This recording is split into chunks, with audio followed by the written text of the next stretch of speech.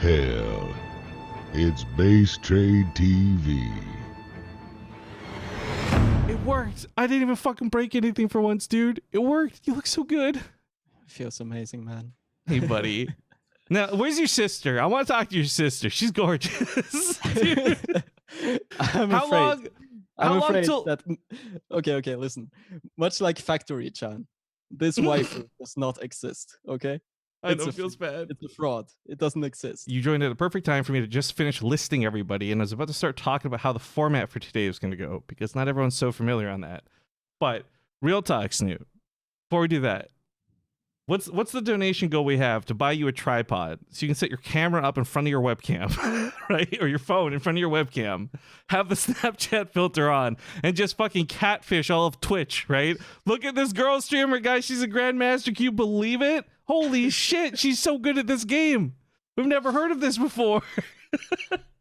I'm just gonna go with the politically correct Blizzard response here and say that the technology isn't quite there yet.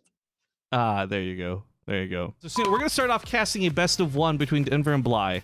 This is going to be the winner gets to choose who gets first pick in the team picks. Do you know about the team part of this or not? I don't know how much you've read into this or not. I checked basically what was on Wikipedia. Mm-hmm. So I kind of glanced over it, but I'm not really 100% on the details. But I That's think it looks great. super cool. Like, No, see, anytime that's there's... Yeah, sorry. that's great because it gives me an excuse to talk about this further to everybody. Oh, So for those absolutely. like Snoot who don't know, get that Snooty Chan emote out of my chat. God damn it, guys. For those who don't know what's going on, a conventional round of 8 obviously has 4 like best of 3 matches or something. We're kind of robbing you of this today in favor of trying a new format. This new format is taking that round of 8, the 8 players you would have, and splitting them into 2. We're gonna have 2 teams of 4. The winning team will move on and become the semifinals, and we'll play a standard single elimination tournament from that point onwards, and that'll be happening tomorrow. Today's just the round of 8 and just the Team League part of this. So Bly and Denver have the most wins out of all the Momentum Cups we've had in the 2 weeks, so they've been elected as captains. They will play this best of 1 now to determine who gets first pick, and they will do it schoolyard pick style, like Bly picks, Denver picks, Bly picks, Denver picks, and so forth until we have 2 teams of 4. It's totally experimental, and I think it'll be a lot of fun. Maybe it flops, but I think this is going to be the most interesting round of 8 you've ever seen. So it's kind of strange for the players. They don't know like their teams until No. right this moment when the picks are actually being done. Right, we're actually gonna have we're gonna get in a call with them on Discord after this best of 1, and it's all gonna be done live. I don't know. There's another sneaky part of this that the players are aware of that I'll explain to you as well, Snoot, because I just left this part out. It's kind of important because there's already the dynamic of your team becomes the round of 4, right? So you can't pick a team that's too tough, otherwise you won't get through to the finals, right? But Of there's course, one more yeah, plot twist. The seeding for the semifinals will be determined on pick order.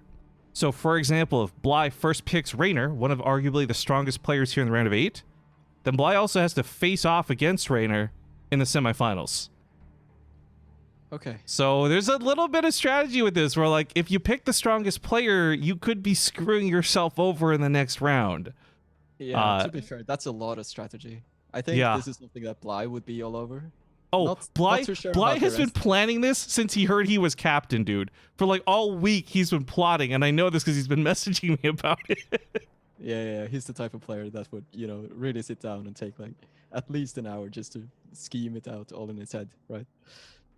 I think it'd be really cool to see what the teams end up looking like, though. I have no predictions. It's too hard to guess who you would pick, who you wouldn't pick. But for those who missed the other updates, too, while they get their vetoes for this first best of 1 of the day, Clem was invited as the 8th player for those who missed out. And then we had, of course, Marine Lord and several of the others qualify through. I don't know, this Momentum Cup series was a lot of fun. I really didn't think throwing a little $100 cup would turn into 2 weeks of some of the most consistent StarCraft content, leading into a $1,500 plus grand finals. Like, I'm really excited to see how this all wraps up and finishes, but of course, I know it's just so gratuitous, but thank you to the community. I know the community, what does that mean? But like, without you guys, we wouldn't have made this happen. Like, literally would not have made this happen. And I guess while we are waiting, another thing to just point out is if you type !Matcherino and you go to the webpage, the coupon code is I'm awesome, because you're awesome for adding $1 to the prize pool. And when you check that out as well, you can see we've added some stretch goals. The first one we had was hire a co-caster to come join me for the day, which is, hey, it's Snoot. to absolutely intentionally hurt your feelings, though, Snoot, you were like the 7th person I asked. Everybody is busy this weekend. Holy shit. This was like crazy trying to find a co-caster. Well, it's a good thing that you have the backup number 7, right? Someone's got to do it, and I'm the perfect man for the job. Well, before you get upset about me, just know that this was based off of like a voting system we did on Discord. Everyone's like, get Roddy. All right, Roddy's doing Warcraft 3. Get Zombie Grub. Oh, Zombie Grub's busy. Like, just everyone we voted for just kept being busy over and over. So I'm blessed to have you, Snoot. Thank you for joining me today. Yeah, no problem. It's good to be here. It's gonna be fun.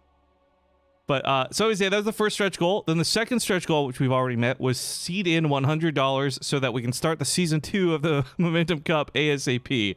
I don't know when that'll be, guys, but we'll do that sooner rather than later, of course. And then the third stretch goal that we're working for, that if we can get to over this weekend, would be really cool, but is absolutely not necessary. If we reach $2,100 in the prize pool, I'm going to add $50 to every single player who plays in the round of 8. So already the prize pool for like last place is $50. That would be doubled to 100. First place, which is 550, would become 600, and so forth and so forth. But if we do not meet that goal, and I want to be very transparent about this, if we do not meet that goal, like let's say we raise $2,000 but not 2,100, then the money is just going to go towards future events and stuff. So if we reach the goal, cool. If we don't, not a big deal. As again, everyone's already playing for quite a bit of cash. Yeah, I mean, this has been spanning a very short time, it feels like, but there's still been so many tournaments and so much content, like super packed together.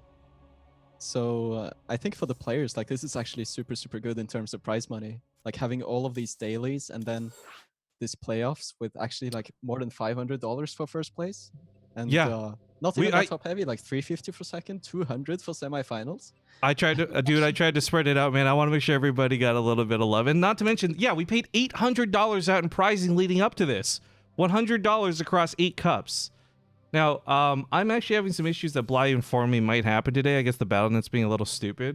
A few moments later. This first map doesn't have any bearing on the round of 8 other than this determines which of these 2 players gets first pick. There's not a lot in the line yet, but this does matter. I'll see you guys in game.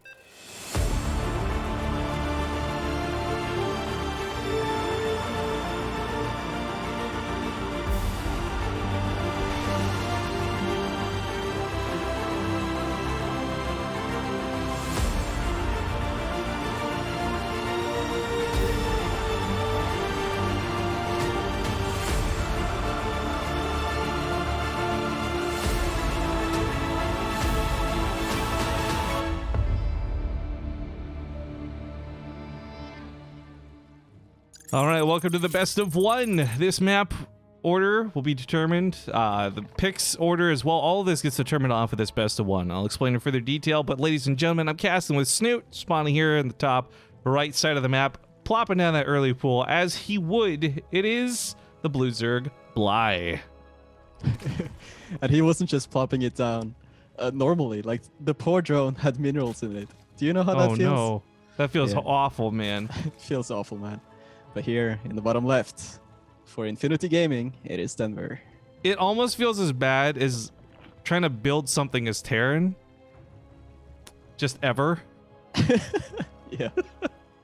My balance winding, of course, on hold for this. So, quick explanation while we watch this early pool come into play. The Bly and Denver are team captains. They've had the most maps played and the most wins accrued over the last 2 weeks of the Momentum Cup. So they have won titles of captains. Now, who gets to pick first is going to be really important.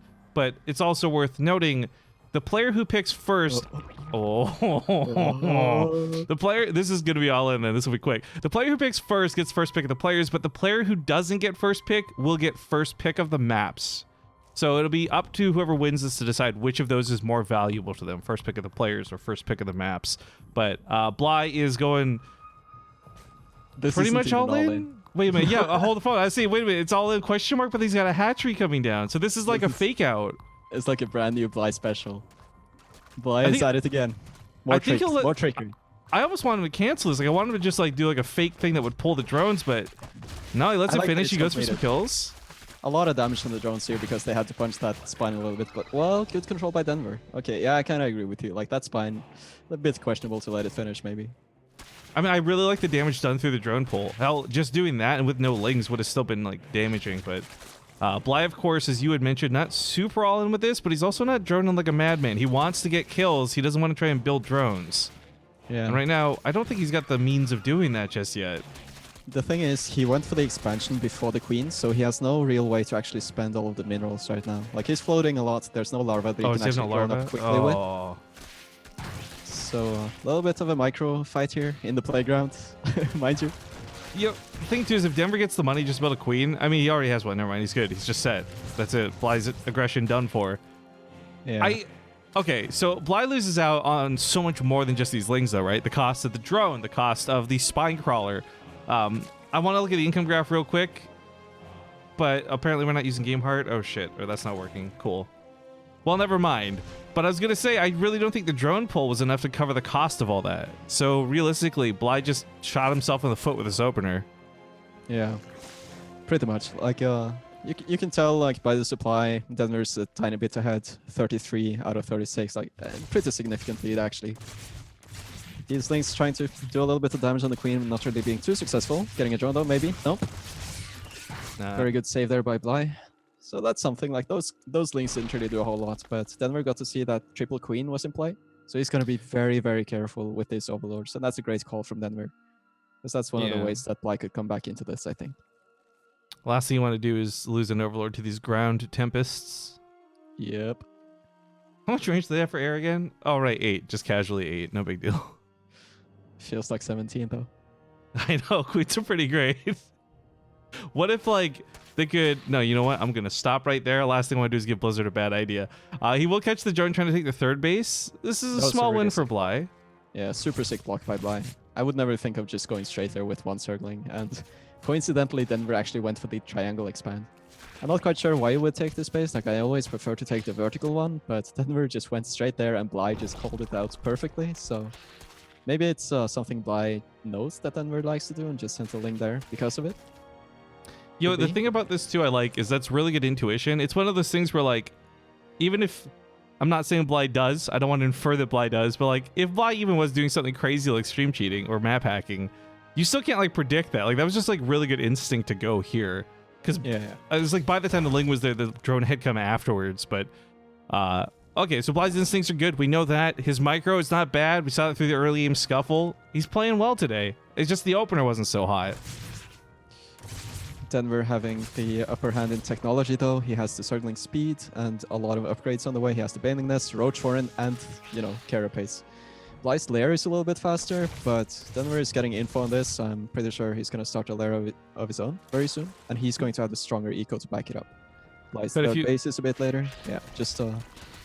There's a lot more Lings coming up behind this, too. Amor just finished up on top of that initial, was it 16 or something? So he's going to have 21 Lings to work with right now. And while the tech is there, he's going to be pretty satisfied, I think, with just these Lings for the time being. He can get a lot done, and he's actually not even bringing them all in. I think he's trying to hide them. Doesn't want to let Bly know that this is actually a real cancel that's going to have to go down in this hatchery. Well, could have been a bait, but now he shows them all. Gonna try to put a little bit of pressure on the wall off. A little bit curious to see Denver not going for any sort of drones. They're about the same drone counts, so I'm not sure if this is gonna work out too well. Yeah. I mean, I think I like Denver's position a lot better for this. While Defender's advantage overcomes like most small roach numbers, this is something where he does have a pretty significant amount of Zerglings to help buffer this. Now, he does have a Baneling Nest. I'm curious if he's going to make Banelings or not to break that wall, or if he's going to rely on the roaches for it. Could be that he's going for a Ravager Zergling type of attack, so trying to shoot the chamber with the Ravager Bile maybe. And then once the wall is down, jumping on with all the Zerglings. Triple Hatch is nice like that. You can actually make so many Zerglings, and Bly doesn't have that Triple Hatch, so it's going to be very difficult for him to keep up with Denver's production. And the weak Evolution Chamber is the one that's researching too, so he's going to lose out on that +1. Transfuse goes into it, but he transloses it anyways. Backing away from the Broodlings, and these Lings do flood forward. There's a lot of Ravagers out of Bly, but they are going to be squishy. So if Denver can get on top of these, they might just go down, but the Lings are keeping all these units back. Those Lings from Denver melted so fast. I didn't think that was going to happen. Like, yeah, that's like astonishingly fast, but here we go. Once, of course, you lose that buffer, Ravagers at 120 health, they go down pretty quickly themselves. The Lings that do reinforce get on top of these pretty quickly. Bly's defense in a choke. Oh, he's got a couple of queens, but I mean, I don't think Denver can quite break this. Like, this is starting to feel a bit unnecessary from Denver, actually. He didn't have to make this attack happen. And even when he's up an upgrade, it doesn't really feel like he is. Like, Bly is really playing so well with the defender's advantage here. Super impressive by Bly. I think... I wouldn't imagine Bly holding this attack when I first saw it coming, but then he just managed to defend everything perfectly anyway. There's a small moment over here, too, where the Ravagers were stuck in place. Denver, you could see, was visibly struggling to escape the Corrosive Biles. And in doing that, it's only like a second you lose move commanding, but it's still lost damage, where Bly's still just auto-attacking while all of that goes on. So, like, little subtle things like that make sense why Bly was able to hold this, but he's still behind a third base at the end of the day. Holding here isn't simply enough for Bly. Yep. So a very low economy game here for Bly. Really would like to see Denver maybe make some more drones, but he's still staying ahead. He's making a drop lord, actually. Kind of curious to see what that one is going to be used for. I made those jokes about like map hacking earlier, but when you're playing Zerg sometimes, Jesus Christ, this Overlord spread for both players is so nice to see like every attack path.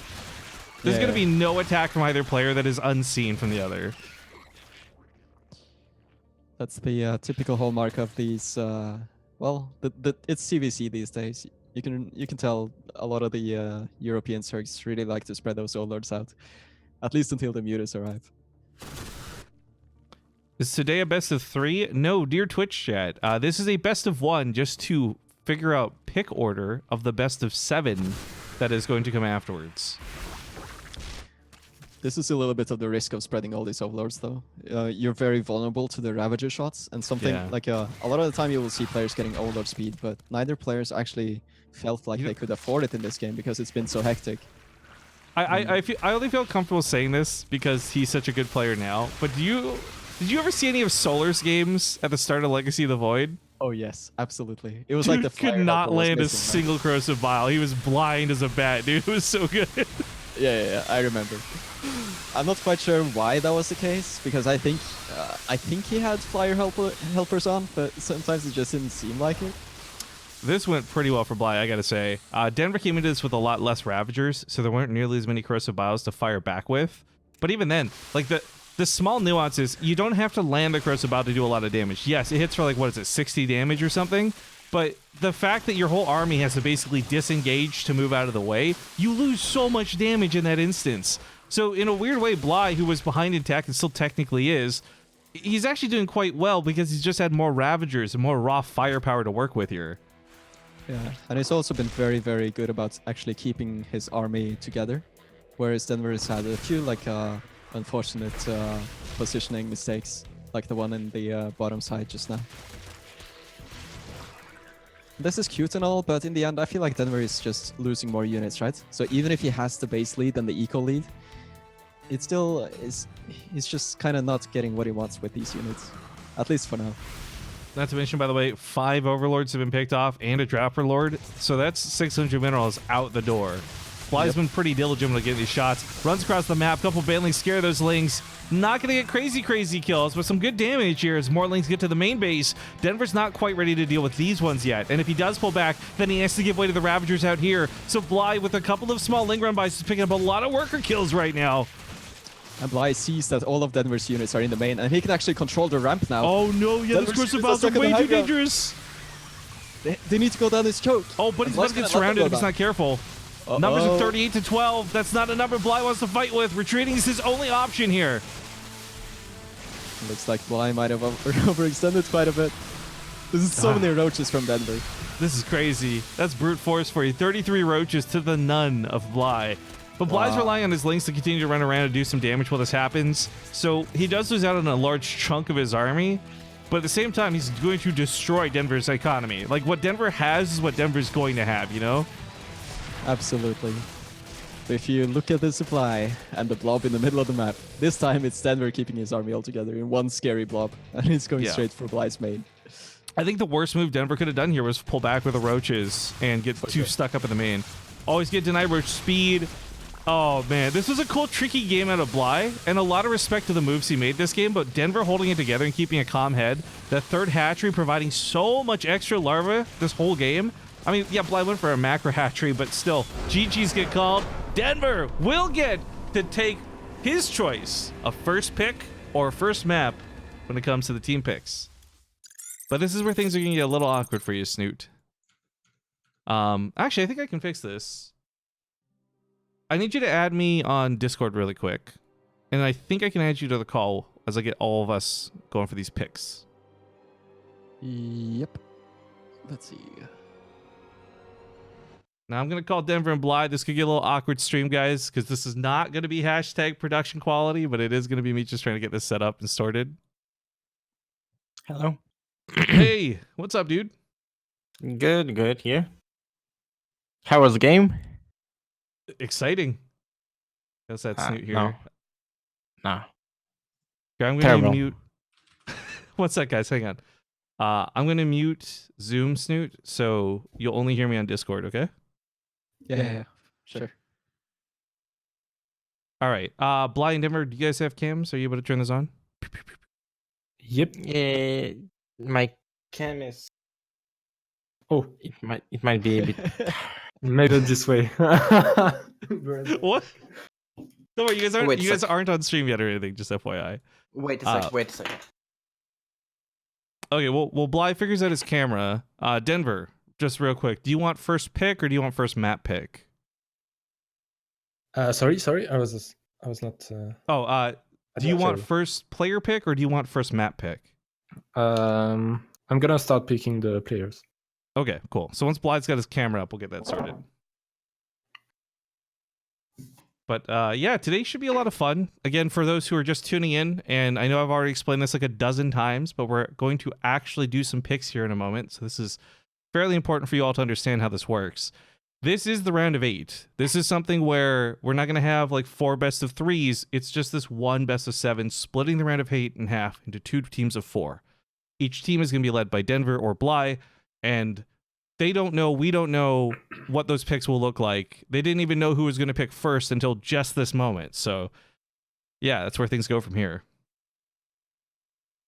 But at the moment, we just got to give Bly, I guess, a hot sec to fix this stuff. Fixing my cam. Even though, okay, whatever. It work. And how do I add it to? Okay. Does it work? Yes. Hello. Yeah, Okay. Yeah, it does. Hello. I have to do some sick screen regioning here, though. So give me just 1 second. Do you guys? I'm gonna do some dumb stuff with stream here. Do you have stream open, Bly? Because this is gonna apply more to you than Denver. Okay, sure. Yeah. Okay. It does. So I made little name tags for everybody to represent the teams and stuff, right? So over here we got Denver. Oh, Denver, the last dinosaur. We know that meme. And Bly's name's a little boring, and there's nothing too special about it, right? Except Bly's got a proxy hatchery, because Bly always has a proxy hatchery. So we're gonna stick that right over there. Actually, yeah, happens too often. So yeah.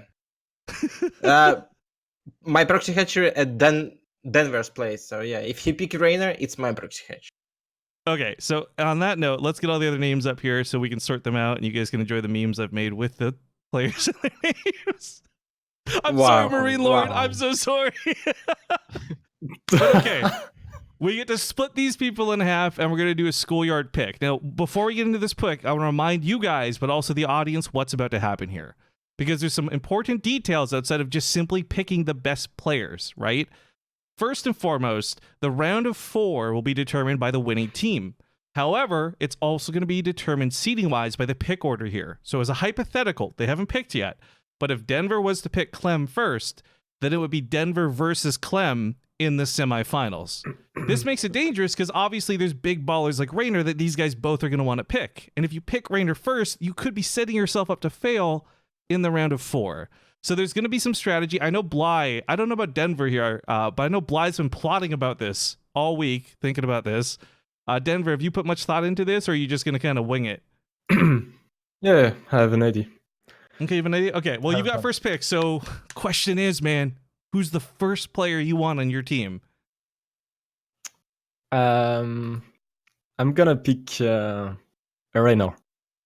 Ooh, that is a bold fucking move, dude. That is a bold move. All right, so Rainer's Of on Team course. Denver. Bly, you've got Hearthstone, Clem, Namshar, Strange, and Marine Lord. Who do you pick? Clem. Clem's a pretty good choice. Clem's pretty solid.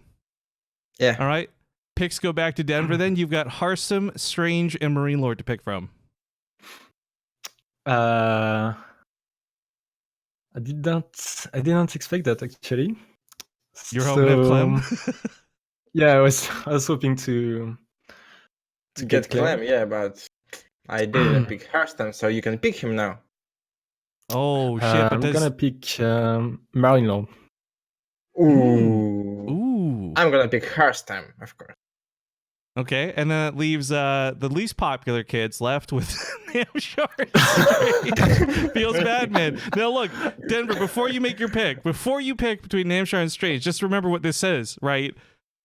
Who do you hate the least in this combination? I'm not gonna answer. Well, you're gonna have to because you gotta pick. I'm gonna pick Namshar, of course. Of course. Okay, so no Protoss on this team, plenty of Protoss on the other. So the teams are now confirmed: Bly, Clem, Hearthstone, and Strange versus Denver, Reiner, Marine Lord, and Namshar.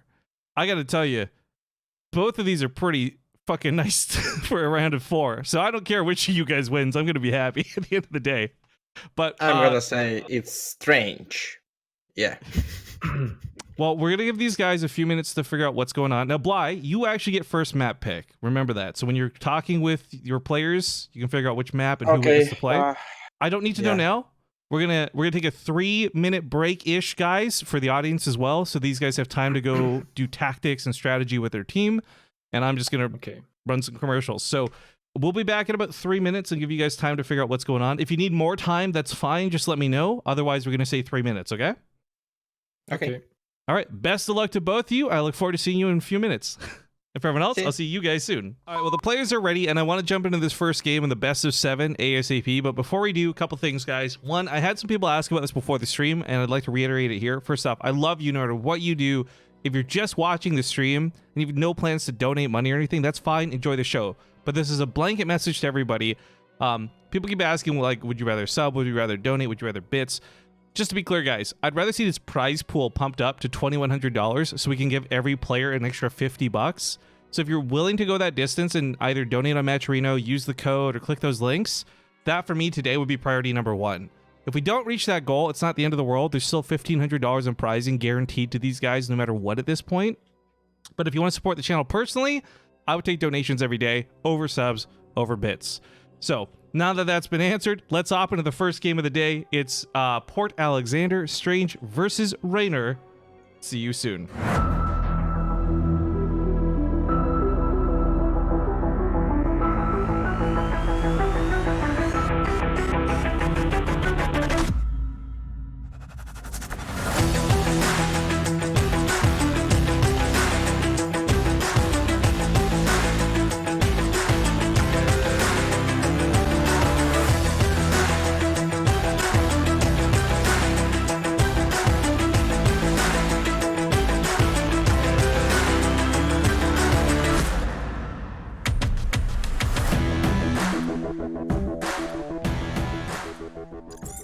All right, hello everybody. Welcome to the best of 7 round of 8 team format for the Momentum Crash Grand Finals. I'm Rifkin, casting with Snoot, and Snoot, I'll let you take your pick. Who do you want to introduce first? I could go with Reiner, I guess. So here in the bottom right, the Red Zerg playing for Gamers Origin, sponsored by Red Bull. It is Reiner. The complete shout out from Snoot. Also, more notably than that, though, playing for Team Denver in the round of 8. Spawning in the upper left, though, repping Bly's team, we have the blue Protoss, the Russian player Strange. And we had been talking a little bit about this just before getting into the game, but I think I have to agree with Snoot entirely. Strange does play his own style of Protoss. Like, if I cast Hearthstone, I expect there to be a Warp Prism and 2 Archons, right? If I cast Strange, that's not the case. Not saying he can't or won't, but that's not what I would expect out of him. He does play a little bit different. But to measure things up, Reiner, I think at least on Base Trade TV, his claim to fame was the 10-0 King of the Hill run for People Images StarCraft last year, where he won 10 best of ones in a row. This was unheard of. And this was against other really good players too. It's not like he picked like 10 Diamond League players. Like Raynor was a badass at that. And he's had good tournament runs. He was recently with WCS Winter. Like, just, he is without a doubt the scariest player of the bracket. So it made sense that they would send him out first. Also, of course, taking down the BlizzCon champion Serral in a best of 7 CVC, which is super, super impressive. Yep. So, Serral's like a mythical beast at this point, really. Yeah. But as far as what happens in this game, and what happens in this series too, I actually really question how much cheesy we would see. Because at first glance, you're like, it's a best of 1. It would make most sense to try and do a cheese. But at the same time, if you got players like Raynor who are actually pretty good at defending, it would make sense to play something, just anything else. So we got a Stargate opener, and it's not on proxy. It is at home. Already a little bit different from what most Protoss players like to do these days. I mean, of course, some players still play Stargate here and there. You see it from Neeb and some of the other Protoss players too. But at least in my experience, it's still like 80% robotics. So yeah, I mean, Immortals are just too good to not talk about. Even if they don't do the bonus damage against things like Hydras, they got the shields to soak up the hits. Like, anything that comes out of that Robo is pretty standard for a lot of Protoss. But while Stargates aren't as standard nowadays, they were once upon a time the go-to, right? Every opening was like Stargate into Robo or double Stargate into Robo for a time. But see this circling though. There's a circling in the main, and I think it's going to see the Stargate any second now. Yep. All right, that's a pretty good scout. Yeah, cool little tip for those who don't know. If you zoom in, you can actually see the structure of what it's building, and so Raynor knows exactly what Strange is sending his way. Yeah, big mistake there from Strange, but well done by Raynor, sneaking and circling in there. Lot of links in production though. I think he's going to try to pressure something here. Not quite sure what exactly, but oh. Well, as the links head across the map, I got to give a quick little thank you. Dovenwolf just added $50 to the prize pool, bringing it up to $1,800 now. 1805 to be precise. All right, so the Phoenix is, of course, not going to be what's in play. It is an Oracle following this up. I think he's got a second one on the way, too. Yeah. So yeah, he made a Phoenix, but it's currently hunting Overlords. I think it got one. Yeah. And these Zerglings actually killing one Adept, so that's a little bit sketchy for Strange. Like, he might have to warp in some units on the defensive. I think he doesn't really want to do it too much, but yeah. Oracle on the other side of the map too, killing this drone Spore being made, but it gets killed, cancelled, kill on the drone. Alright. not bad. Not bad. I mean, I saw the Phoenix come out and think, it's the typical lift up the Queen, grab 4 drones with the Oracle, and then get out, right? But not how this got played out. I like the idea of hunting down the Overlords because while Raynor's not necessarily a cheesy player, that threat of a Nidus Worm is always, I think, on the mind of every player playing against Zerg right now. Yeah, all the Zergs are so scared of 2 base timings, especially with only 2 gas geysers from Protoss players. So I don't know. It's just always so creepy to play against the Protoss that denies your Overlords, and especially if they also go out with Oracles or Adepts to catch your Zerglings at the front. Like, that's so scary to play against. I would argue it's more creepy to play against Zerg. I'm just saying. Oracle's going into the main here. Lasers popped, but Queen's in perfect position. 0 damage. Good defense by Raynor. It's not bad though, because for Strange, it's one of those things where he can camp out and come back later. It's good that he's not throwing away the Oracles just to grab a couple of kills. Not to mention Stasis Trap energy and all this other good stuff. I hate to reference him because it's been so long, but Hasuab was always one of my favorite guys to watch with Oracles, because he would just chill there with an Oracle for 20 minutes, killing 2 drones a minute. But like, it adds up. Yeah. They're just so good units to keep alive. It never feels good to lose them.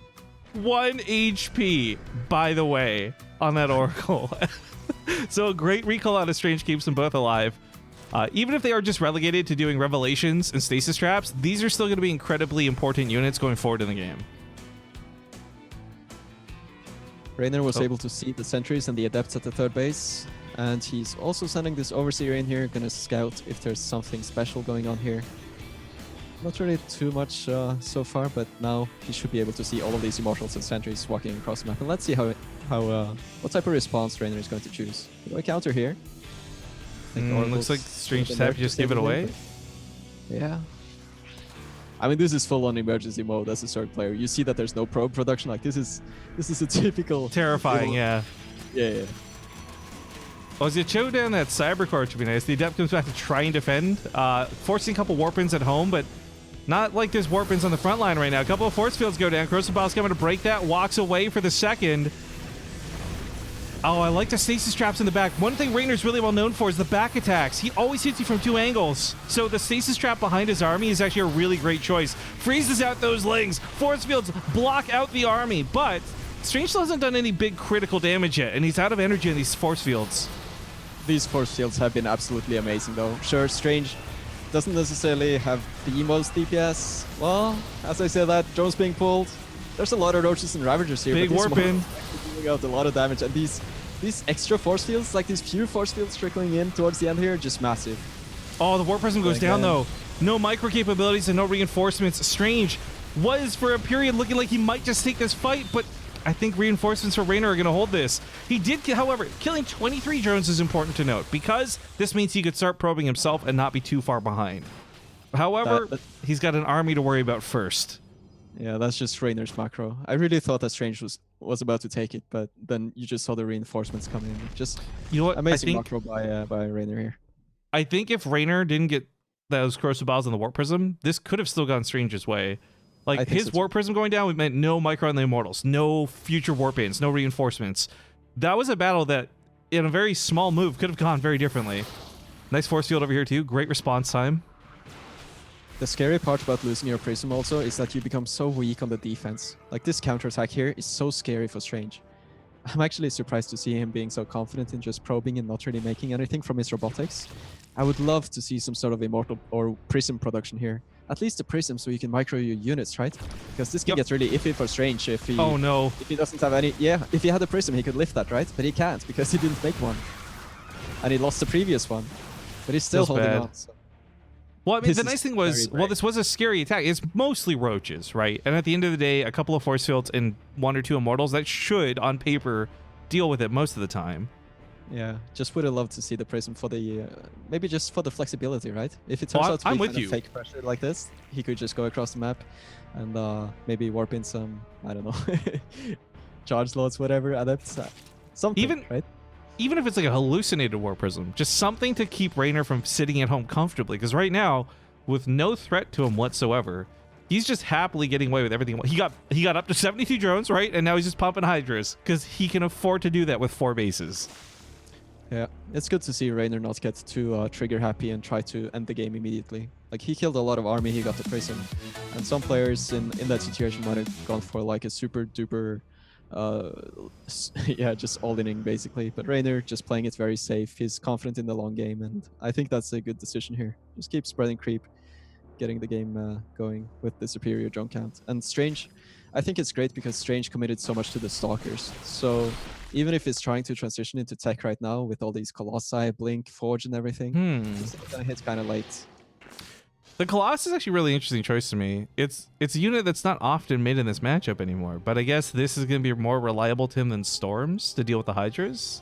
And in a perfect world, double Colossus, double Robo, like this could work, but I don't think time is on Strange's side. Ironically enough, Avengers reference. High five, everybody. But yeah, the Warpins at home are going to buy a little bit of what he can do for time. It is mostly just Hydras, so it's a fairly squishy army, but still a really high damage output army. Here comes those Colossus, though. No range just yet, so a little bit tricky for the Colossus to get the actual damage in. Good targeting the Cyber Core. Yep. Rainer showing a lot of respect, but if you look at the supply, Rainer's still looking very, very strong here. Might just be trying to bait Strange out into the open, but doesn't look like Strange is going to bite. Just sitting still for now. Just responding to a couple things I'm seeing in chat. Like, a lot of people are saying Strange is already out of this game. I know his supply looks gross, so I'm not going to try and pretend like he's in a better spot than he is, but area of effect for Protoss goes a long way. Like, 3 Colossus, 2 Disruptors, like, suddenly Rainer's army, with a couple of good shots, is going to be about half the size. Look at this, even just getting caught here on the left. Rainer's going to respond on the top side. but Oh, the speaking of disruptors, that's what I'm talking about, baby. Yeah. So Strange is scary, man. Like, don't count him out. right, and if he didn't have these tools, I would say he's out. But the fact is, like, he took a little bit longer to get there. He's got a pretty damn solid army. At least against what he's up against right now. To be fair, though, all Rainer really has to do is get a couple of Vipers and power shifts back in his favor. So he starts a Hive. Finally, I was about to bring this up, as he had stuck on Lair Tech for so long. But Lurkers are going to be really powerful here, as well as just the amount of units he has to buffer. Strange really needs to play this perfectly right now. Oh, It's no! Don't kill your Adepts while you're playing it perfectly, man. A little bit of panic here in the natural. Clears out most of the roaches. I think the cannon can hold. Means he can focus on the army on this side. Colossus really need to get those shots off. Force fields go down. Gonna break said force fields. Stalkers blink unnecessarily, but he holds again. Loses no disruptors, I believe, through that, by the way. As awkward as that was, killing his own Adepts, his disruptors lived, which is the really important part of this. You can really tell how comfortable Strange is playing this somewhat unorthodox army, right? We don't really see many other Protoss players playing this, but like, yeah, Strange just knows how to move. I would love to see some of the disruptors on the south side, but man, do they do a lot of work on the top side. It's not just about moving, it's also about knowing how to split, right? Like, he left a couple of Adepts, which granted disappeared quickly, but the disruptors as well. It's not like he had one disruptor in each army. He knows how valuable those cooldowns are to stack, so he keeps them together. I like the Stalkers for the blink. Obviously, a little bit more buffer would be great for Strange, but he's hurting on money, so he can't really warp in a bunch. Problem is, though, those warp-ins are going to have to go in at home. That's a big Ling run by. The one shield battery's not going to stop. Yeah, especially the Hydras being there also makes this pull the extra probes. complicated. Rest in peace. That's a dead This is base. great for Rainer. Like, he realizes now that this is super all-in from Strange. And it's Oh, good no. timing by Strange, but these Lurkers can just buy time forever. Yeah, and it takes 2 disruptor shots to kill a Lurker. I think he thought he was shooting a Lurker a moment ago, but hit nothing. And now these disruptors are picked off on the front lines. Only 2 disruptors remain. Yeah, basically losing half of the ranged power in that sense. Oh, the Counter this Stalkers are spam taking a lot of shots out damage as too. much. Yeah, this is a done deal. I think Rainer's secured victory for Team Denver here for the first one. I will say this much though. If I hadn't seen it with my own eyes, I wouldn't believe it. I've seen Stats and Zest both clean up Lurkers with just Colossus. So part of me wants to say, like, there's a chance. But that was too big of a loss. Too many Stalkers went down. Too much of this army. War Prism now caught with both of the disruptors inside of it. There's the tap out. GG. Rainer holds for game 1. Yeah, Rainer doing Rainer things. However, it still does defer map pick back to Bly's team. So they're going to have to take a moment to think who they want to send out next versus Rainer, as well as what map they want to play on next. I know yesterday we just did a new map test tournament, but we are not mixing maps. This is just standard ladder maps for today, just so everyone is fully aware. And we'll give them a few moments to figure out what and who is coming up next. So again, thank you all for watching today. For those who are pump out that match Reno in chat, I really appreciate that. We've got today and tomorrow to try filling it up. And of course, as I mentioned before, tomorrow will just be standard mode single elimination. 2 semifinals and a grand finals of the 4 players from the team that wins today. I'm going to go to a commercial though while we figure this out. And thank you guys so much for watching. And I will see you soon. Let's hop into King's Cove. I'll see you guys on the map.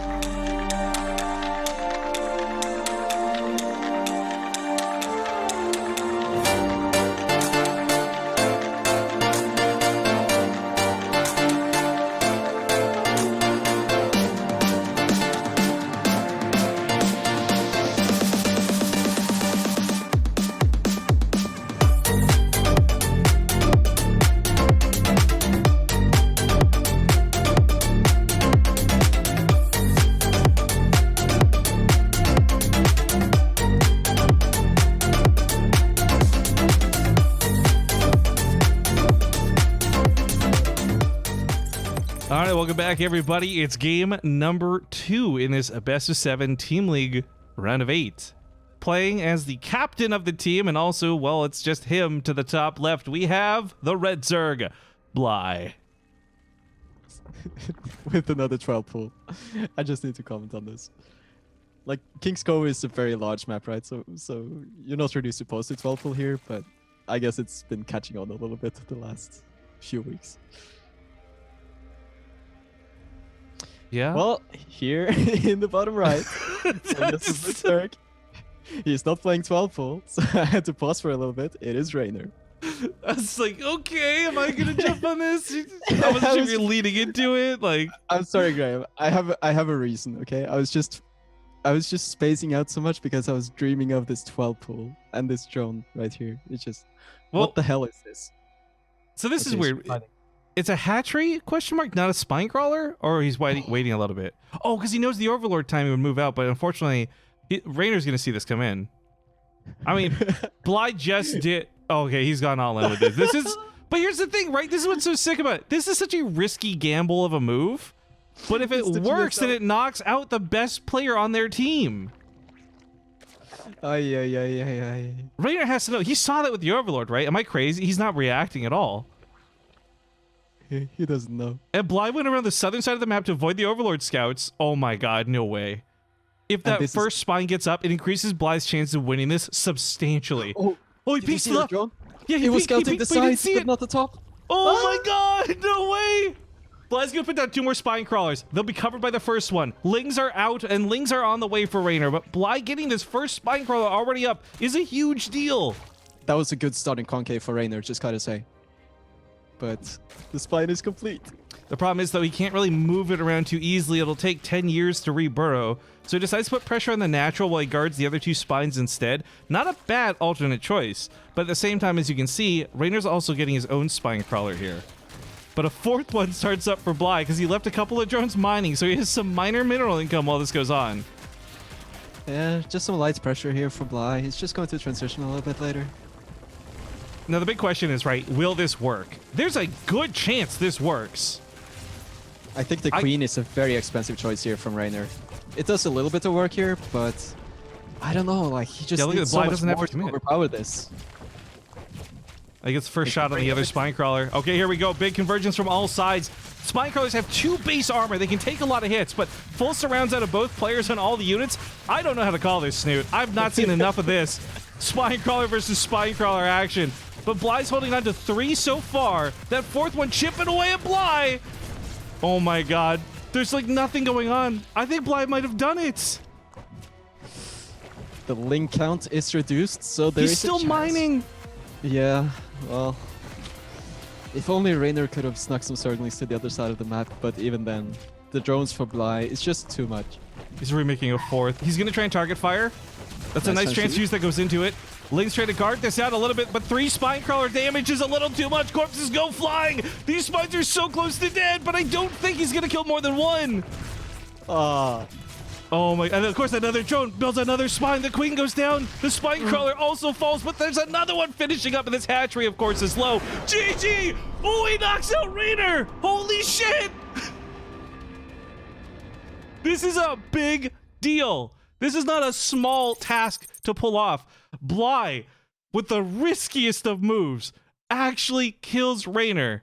Meaning now it's Denver's team that's going to have to pick their next player, but also the next map. And let's not forget, Bly is one...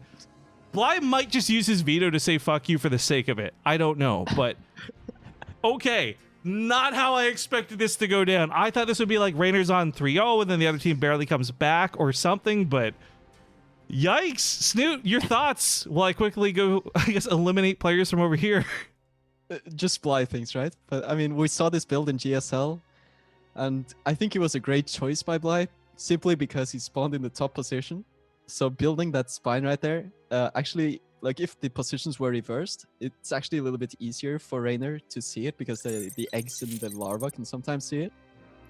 But I think everything just lined up so well for Bly, and it's such a gutsy play, but he has so much experience with the Overlord movement, and he just played it out perfectly. So I don't know, like hats off to Bly. Like he's super dangerous to play against. He is. And it's so easy to mess up, and he took down basically the strongest player on the Denver team. Dude, we could talk Arguably. all day about the accolades of Rainer. I just can't. Oh shit! They picked that really quick.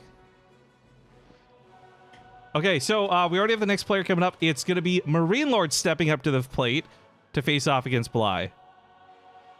This I kind of like, but the map has me questioning it, right? Because he chose Automaton.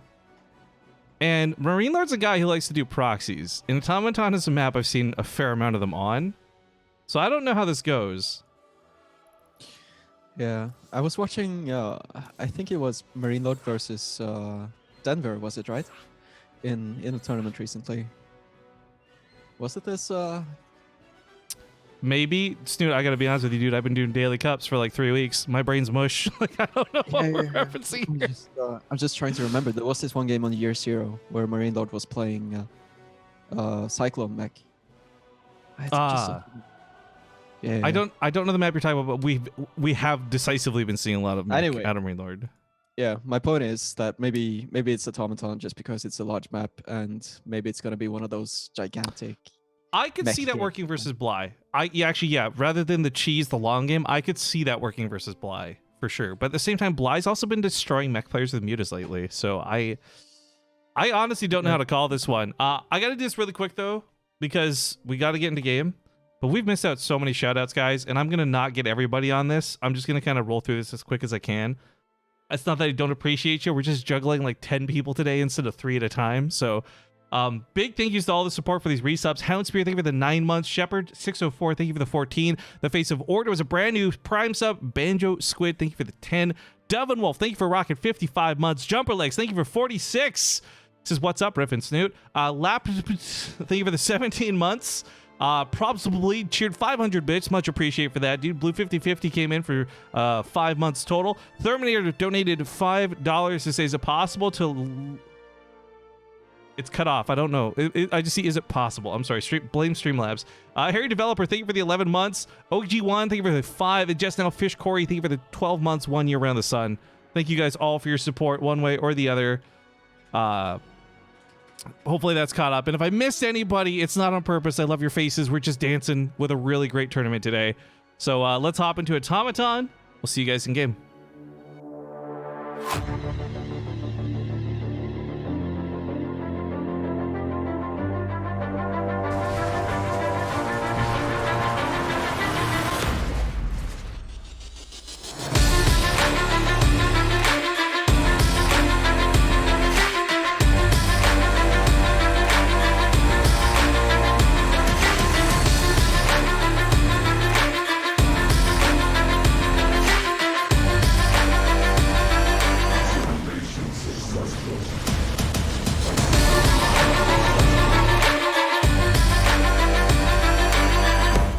Welcome back, everybody. It's the best of 7 round of 8 team league, and we're in game 3. Things have been tied up 1-1 on the scoreboard. I'm Rifkin casting with Snoot, and spawning here in the upper right side of Automaton. It was his team's map pick after all. We have the Blue Terran en français, Marine Lord.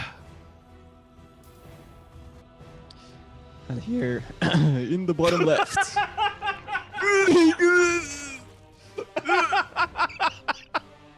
You know what? I'm going on a vacation. I'll see you later. I In the love bottom left. It is Bly. The best part wasn't the voice crack. It was the overcompensation of the deep voice immediately afterwards. I'll see you later, Graham. Take care. See you, Snoot. Have a good one. Come back when you're done puberty, bud. But okay. Bly just accomplished the greatest feat today. It honestly, in my opinion, Bly could lose this and it wouldn't even matter in the slightest. He knocked Raynor off the roster. The other team, I don't think, was so weak that they were relying on Raynor to carry them today, but it was expected. Like, let's be real. Raynor was the strongest opponent anyone could face on any team, and he's out. No revives. So Marine Lord steps up to the plate. Someone brings up a really good point in chat, though. Snoot is just slowly actually becoming Snooty-chan. That's the voice Yeah, crack. I was about to say, like, it's the Snooty-chan influence. Step 1. Terminator finally gave me his message, by the way. Another stupid meme, but he says, is it possible to learn this power? Thank you for the $5. Sorry that you got cut off on Streamlabs, dude. But, okay, we kind of hypothesized. Is it going to be mech? What's it going to be? And the first big step is it's not a proxy set of racks, which is great. I think maybe in a best of 3 we would see Marine Lord do this, but with each player only essentially having 1 life, far too risky to do against Bly. Quick So I like here this. from Bly. I mean, this is Trickster build deluxe, right? Early links to wall off the SCV. I really want to see this Aha. Reaper make it across the map and figure out what the hell is going on here. Yeah, nobody does a lair this quick unless you're up to no good. I mean, as much as I'd like to talk about Bly and his recent success doing Mutalisks, I mean, seriously, it's been gross watching him do them. I don't think this lair is for Aspire. I would be shocked if it was. Poor circling. I like that Marine Lord is he's aware of how Bly likes to move his circlings, and it's good that he's checking for it, but at some point I really want to see him just go for it and get that scout off. It's so Right. important to someone like Bly to make sure that you know if a lair is coming or not.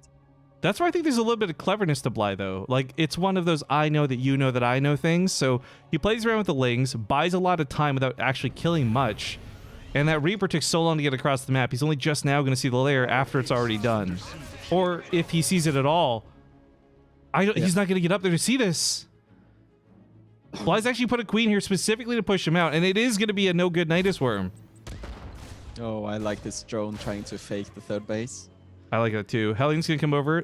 There should be queens out to help deal with this. Unfortunately, with them guarding against the Reaper, though, they might not be in position. And those two Hellions could get quite a few drone kills. And when you're doing a Nidus Worm, you're not gonna have a lot of wiggle room for drones here. And especially at this point, when you don't see a creep tumor, that's a big tell that the Zerg is saving energy for a transfuse, right? And also the fact that there hasn't been a Reaper hits the single main. Yeah. Sees the lair, but the Nidus Worm's already pretty much done at this point. This is going to get scouted, though. Supply depot well positioned by Marine Lord back at home. SCVs get pulled, but it's got 3 armor, dude. SCVs only deal 5 damage. This Nidus Worm should get out, thus a transfuse should go into it. Yeah, it's such a shame that the Liberator is, it's so close but so far. If the Liberator was parked on top of this Nidus, it would be great, but instead it has to be all the way at its orbital. Which isn't ideal. The Lings have already been chewed away at, though. The Queens are not strong enough to walk into that Liberation Zone. Puts the weak queen back into the Nidus Worm. Nidus number 2, that's where it comes in. Check the natural. Yeah, and of course he's already killed 7 SCVs before this even started. So, runs around this, tries to catch them on the retreat. I like the idea, but those Hellions, I gotta tell you, against a Nidus Worm, Hellions often seem like a terrible idea, because you expect Roaches and Queens, but in this situation, it's not working out too badly. Tries to target fire down the Liberator, doesn't have the damage. Bly is getting shut down so hard. If he forces a lift and gets a tumor down, though, I mean, just the creep block alone is going to be a lot of good damage. Nidus round number 3 coming up at the main base. Yeah, it's just easy to get a bit concerned because at some point he will have to switch into drones, right? And currently it's only Queen lane. Will he, though? It's Bly. I mean, let's be real. I say this in a bit of a joking manner, but seriously, he might just hold down the army button. A couple of drones being mixed in right now. Seems like he might have given up. So it's Spire. a Spire. This is such a risky move because he's already got a low drone count, and mutas are so bloody expensive. But at the same time, with Hellions and a Liberator, there's not a lot of reliable anti-air.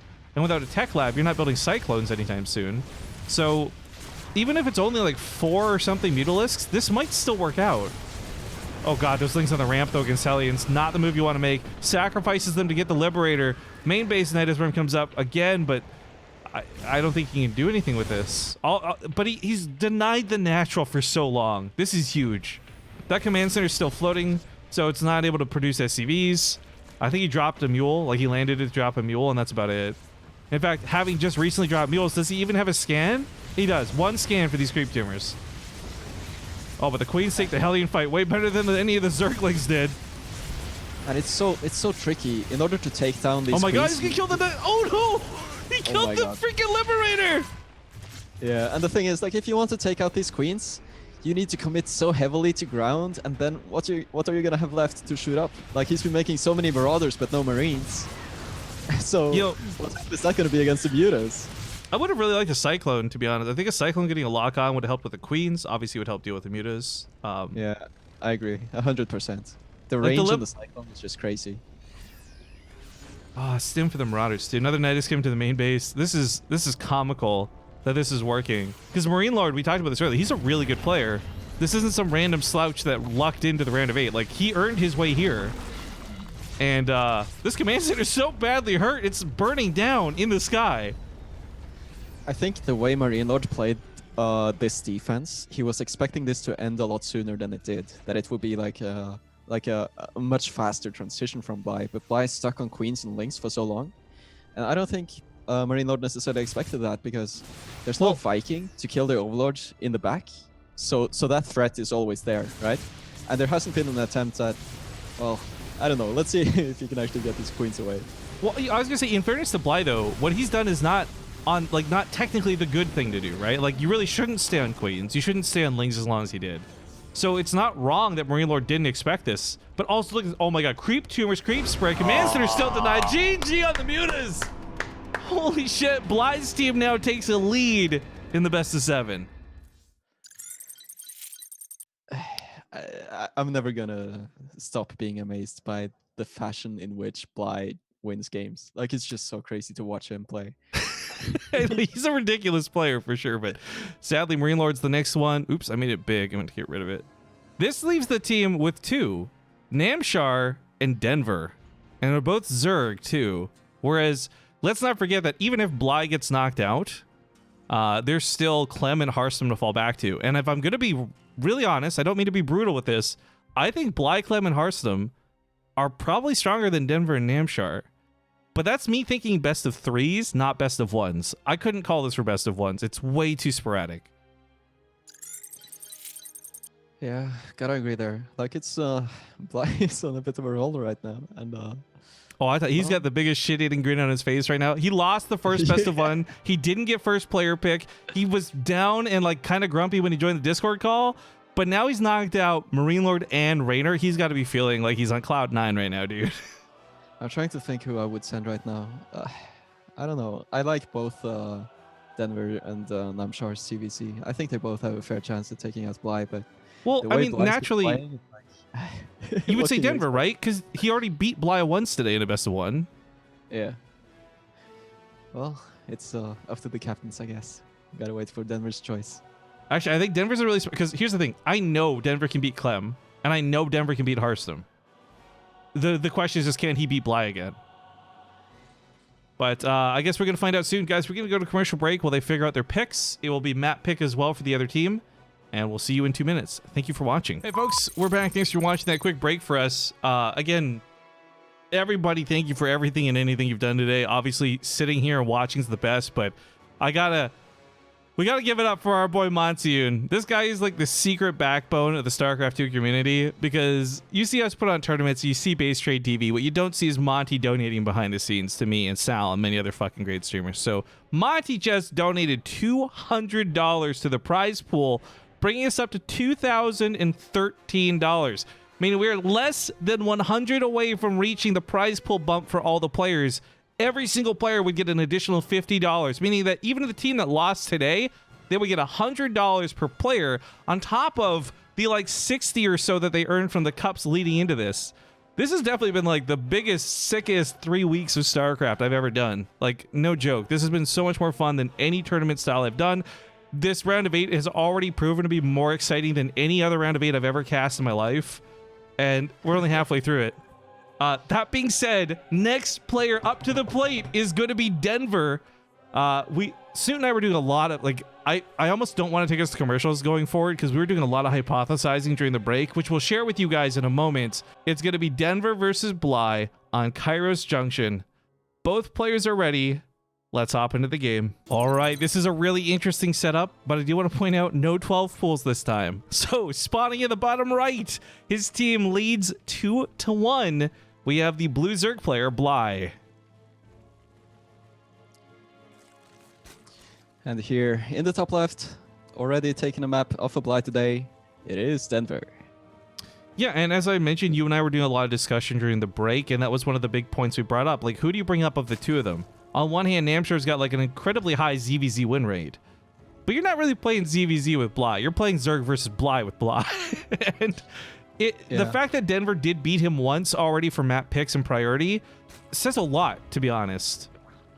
I don't know if maybe Bly will turn it around, but Denver's a good pick here. It's one of those things I forgot to check during the break, what their historic score is actually between Denver and Bly. I wonder if they played a lot lately. Well, if you want to tab out now, I'm doing all the camera work. But the other point I want to bring up, though, is you also have to take into consideration not just can you beat Bly. That's obviously the first step. But can you beat the remaining players on the team? both Clem and Harsum are terrifyingly good players. And if I'm being really honest, I'm probably going to hurt somebody's ego saying this.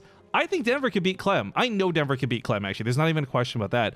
And I'm pretty sure Denver could beat Harsum, but Harsum on a good game is also pretty fucking unbeatable. So it's tough for the remainder of Denver and Namshar, not just dealing with Bly, but the two follow-up players. Regardless, though, Bly's got some magic going on for him today or something. He's playing absolutely so well. Just looked up the scores, and Denver versus Bly is very much so a 50-50 match. Oh shit, that's good to hear. Yeah, they've been trading blows like super evenly. And Bly against Namshar is actually not that different. Sorry, just to elaborate a little bit, because I'm being called out in chat. My thoughts of Denver versus Clem, guys, are only based off the fact that it's not really ZVT. That is another one of those matchups where it's less about Zerg versus Terran and more about Denver and Clem. They've played against and with each other so much. I was really scared for this queen a second here, but good play by Denver. Good Ling Micro 2 dancing around it, because if it was just the queen fighting head on, this would be over already. Yep. Bly does get in and see the circling speed though, and that's very important. Did he see the Baneling Nest? He did, yeah, yes. Yeah. Yep. And it looks like he's going for a little bit more of a wall-off type of approach, perhaps. Defensive spine crawler. Let's see if he's going to build a wall. I think he is. Get the fuck out. So we just finished praising Monty for a $200 donation to the price. Well, obviously, hell yeah. Incorruptible Lizard just threw in another $69, meaning if there are any coupon codes left, we only need 15 to max this out. Oh, that was a kill too, not a cancel. So worse and worse and worse. Bantley comes in now. There's nothing else for it to hit. They do get a surround on the queens, walled off once again though. If he can kill these queens, he'll be able to attack from both sides of this wall. And Denver's already putting Bly's life, well, in danger. The spine crawler completes, but killing those queens, they're the only line of defense here in the main base until these lings spawn. Oh, sneaky, sneaky. But also, like, predictable. This probably gets scouted, right? That's what we assume. But Bly's so distracted dealing with the last couple lings, he's not looking for these banelings. And even if these banelings kill nothing, this has still been an amazing attack by Denver. Oh, for sure. All of these drones just moving around doing nothing. The evolution chamber wall up having to be built. Like, it's so expensive. And all this time, Denver has just been mining happily at home, making more drones. This is a dream start for Denver. Yeah, we couldn't look at the income graph before, but here we go, guys. You got to tack on the fact that each of these Evo chambers plus the drone is like money gone, you're not getting back. Sure, you might use 2 of them for upgrades, but like that's... there was a fifth one too that got killed. So Bly's not only just losing out on current income, but on money lost in this game. Like, he's just in the hole in all kinds of bad way. This map is a little bit deceptive when it comes to walling off, I feel like. It looks like it's supposed to be easy to wall off, but more often than not, I actually have a lot of trouble walling off here in CVC, especially if it hits as fast as it did in this game. And if you're panicked too, you know, you're misclicking because you're kind of freaking out a little bit. Nobody plays this like perfectly calmly except TLO. That guy's crazy scary calm. Yeah, especially when you're trying to bending bust him. He just puts down everything perfectly, it feels like. Whoa! The corpse just fucking lunged into the mineral lines. All right, spine crawler these queens. Denver's not getting in here. He knows that. So the best thing he could do is kind of watch for contain and keep Bly from running out to the third base. But at the same time, all he needs to do is keep Bly from scouting this, and Bly's got no vision in the main to see this coming. And all of his defense rests not in units, but in a wall. And that wall's not going anywhere soon. So this... Oh, Denver might just have this in the bag, Snoot. That's so many Zerglings. Bly has no army to fight this. Bly, okay, under certain normal circumstances, right? Bly has 3 or 4 minutes where he doesn't have to worry about anything. But these are not normal circumstances. This is a bit of a stylish way to close off a game with the lead from an early baiting bust like this, I think. Stylish and also just like the perfect way to punish Bly. Like, right? Of all people. It's not something I would expect. This is great.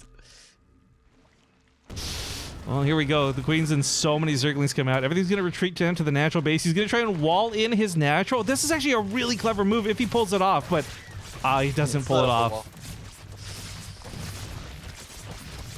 If he had built that drone into the Evo chamber, would have been. Oh my god, how many Zerglings are there? 64 Zerglings! Where's Fear Dragon? He'd love that number. All right, this is a done deal. I think Denver just tied up the series, man. I think so too. Oh shit. Another night is that style right there is what that is. Yeah. Bly has 0 workers. Literally 0 workers. And that's going to be game. GG. Oh, boy. Snoot. Man, this is cool. This is so sick. I love this. I'm so happy right now. I just haven't really seen anyone play a Baneling bust. And then instead, like all of the time, every single time, it's always something like, yeah, I'm just going to follow this up with like a lair. I'm going to grab my 3rd base, get my evolution chamber, get that +1 missile, going to get roach speed, and then I'm just going to overpower them with, you know, roaches. I've never Oh, seen shit. something crazy like this where you actually just go full on Nidus Worm from the get-go as a transition. Like super sick, so decisive. I'm really liking this from Denver. Like he's really, lately it feels like he's really picking up a lot of aggressive strats and utilizing them not just blindly, but actually just using them as closers. Like this is a really strong closer that I haven't really thought of before. So quite inspiring. I'm getting us on the call with the Very players real smart. quick. So I'm going to mute Zoom again for this, Snoot. Hello, guys. Or Denver, at least. Hey, bud. Yep. Gonna wait for Bly to join before I talk. Yeah, sure. Hey. What's up? So I got some really great news for you guys. First up, the 2-2 score. This is already amazing to me. I know you guys are still fighting it out, but the good news, we just reached the highest stretch goal we set on the prize pool for this. Every player is getting an additional $50 now. No matter where you Nice. place, additional Nice. $50 to every single player. So I just want to let you guys know so you can let your team know, because that's last place for this is now $100. That's not fucking bad. Yeah, that's cool. So, thank you guys for playing. This has already been, for at least us, a wonderful round of 8. Good luck with this going forward. I'm not trying to disrupt your flow. I just wanted to let you know about the prize pool increase, because that's a pretty nice bit of news to get. There was huge donation. Yeah, like I saw it was Yeah. 1,800 before, and then Mon- Montian donated 200, Incorruptible Lizard donated 69, Good Riddance donated 10, Brackness did like 50, Nice. Douglas Thanks, guys. did 50. Thanks, guys. Yeah, people are being awesome. So anyways, I'm just going to leave you guys to go pick your next maps and all that good stuff. I'll see you in game. And See ya. yeah, just good news. Yeah, All right, and then I got to bring Snoot back. Can you hear me? No. Okay, there we go. Can you hear me? Yep. All right, All cool. good here? So Nice. yeah, if you're just tuning into the broadcast, guys, let's actually go back to the players remaining. We had these 2 picks go out. Bly now knocked out. Feels a little bit bad for him, but not too bad, as he does have 2 pretty strong players left. But it comes down to it. It's Denver versus either Hearthstone or Clem. This is I think my call. My guess is Hearthstone. But Clem could feel really confident and say, pick me, pick me. What do you think? If you're on Bly's team, who do you send out versus Denver? Clem or Hearthstone? Oof. That's a really tough call for me. I have to admit, like I honestly don't know. I think both Clem and Harstam are good against Zergs, just in general. But I don't really have a way of knowing right now which one of them feels the best against Zerg or Denver in particular. Denver is Well, playing so aggressive right now, so I'm not too sure. Well, I just got news. It's going to be Hearthstone. So we got the captain stepping up to the plate. Hearthstone versus Denver. The map at the moment is Cyber Force, but I'm waiting for confirmation on whether they plan to veto that or not. As I am seeing no veto, I'm just going to go host it and hope for the best here. But yeah, just remind everybody, both teams have their vetoes still at this point. What is left otherwise? What haven't we played? Year 0? I think so.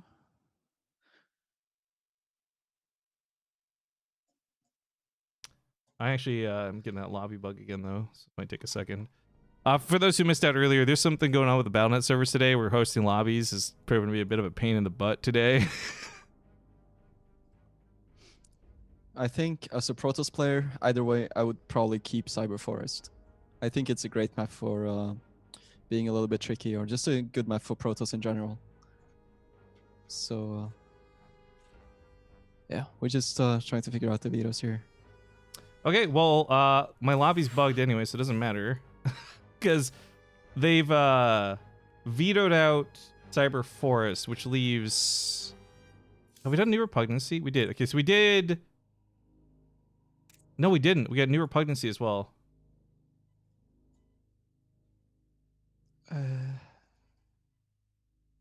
So if they veto out Cyber Forest, there's only 2 other maps remaining. And by the way, just so you guys are aware, if we go through all the maps, then it just resets the map pool from the vetoes.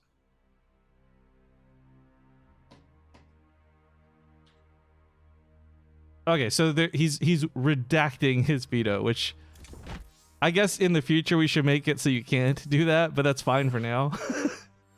There was, in fairness, some whoa, confusion about the vetoes. You guys want to see something really gross? I've just been picking at my thumb while this went on, and now it's bleeding. Cool. Hangnails suck. It stings. It doesn't hurt. It stings.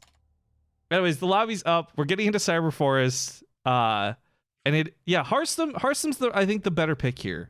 I don't think Denver's a bad, or excuse me, I don't think Clem's a bad player. I think Clem's a fantastic player. And I think Clem versus Namshar is a much better chance for Clem to win than versus Denver. I just bring this up because, well, without even looking at their Oligulac history, I almost guarantee you Denver's got a huge win rate over Clem. Just because that's how it's gone every time we've seen them duel on the stream. Yeah, and I think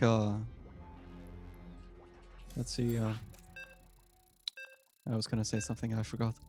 Well, Clem's been playing some impressive TVC lately. I think I saw him play against Rainer, and that was some very impressive game earlier. So I think it was Mech. Yeah. Anyway. Anyway, let's hop into the game. Normie load screen. We got another donation coming, by the way. Thank you, Barkus, for the $20. Sorry, I'm jumping on 10 different scenes today, guys. I'm really not intending to miss your stuff. Bucky Jones, Fish Corey, thank you also for your subs. But Barkus with a $20 donation says, I do like when players get paid. Yeah, feels pretty fucking good, man. Players are getting paid well today, that's for sure. The score is 2-2. Spawning here in the bottom right side of the map, playing for Team Bly. We have the blue Protoss, Hearthstone. And here in the top for Team Denver, it is surprise Denver. Representing his own team. This is like when you hear about actors, they like pretend to be their own agents. They just answer the phone with like an accent, like, "Oh, hello, we'll get you Mr. Snoot in just a moment." But yeah, it's a best of 7 for those who are uninformed. We're getting closer and closer to the end of this, but this is the only event that's happening today. The semifinals and the grand finals will play out tomorrow. Sadly, I think you are unavailable to join me for that, if I'm correct. Yeah, I can't tomorrow. So when they have Snooty Chan here for today, guys, enjoy them while you can. Yeah. But all right, so going back to what I'll be here with a bright voice. Don't you worry. I think Hearthstone was the smart choice for this. And again, it's not necessarily like what I've been saying where I think Clem loses to Denver. I think it just has a lot more to do with Hearthstone's got a really sick PvZ when he's in control of the game. And if Hearthstone was playing against someone like his team captain Bly, it's difficult to get control of the game because he plays so weird and so unpredictable. Denver, well, an outside-the-box thinker and an absolute master with infestors, he does play the game a little bit more standard, or at least more standard than some other people. So I think Hearthstone's got a pretty good chance here.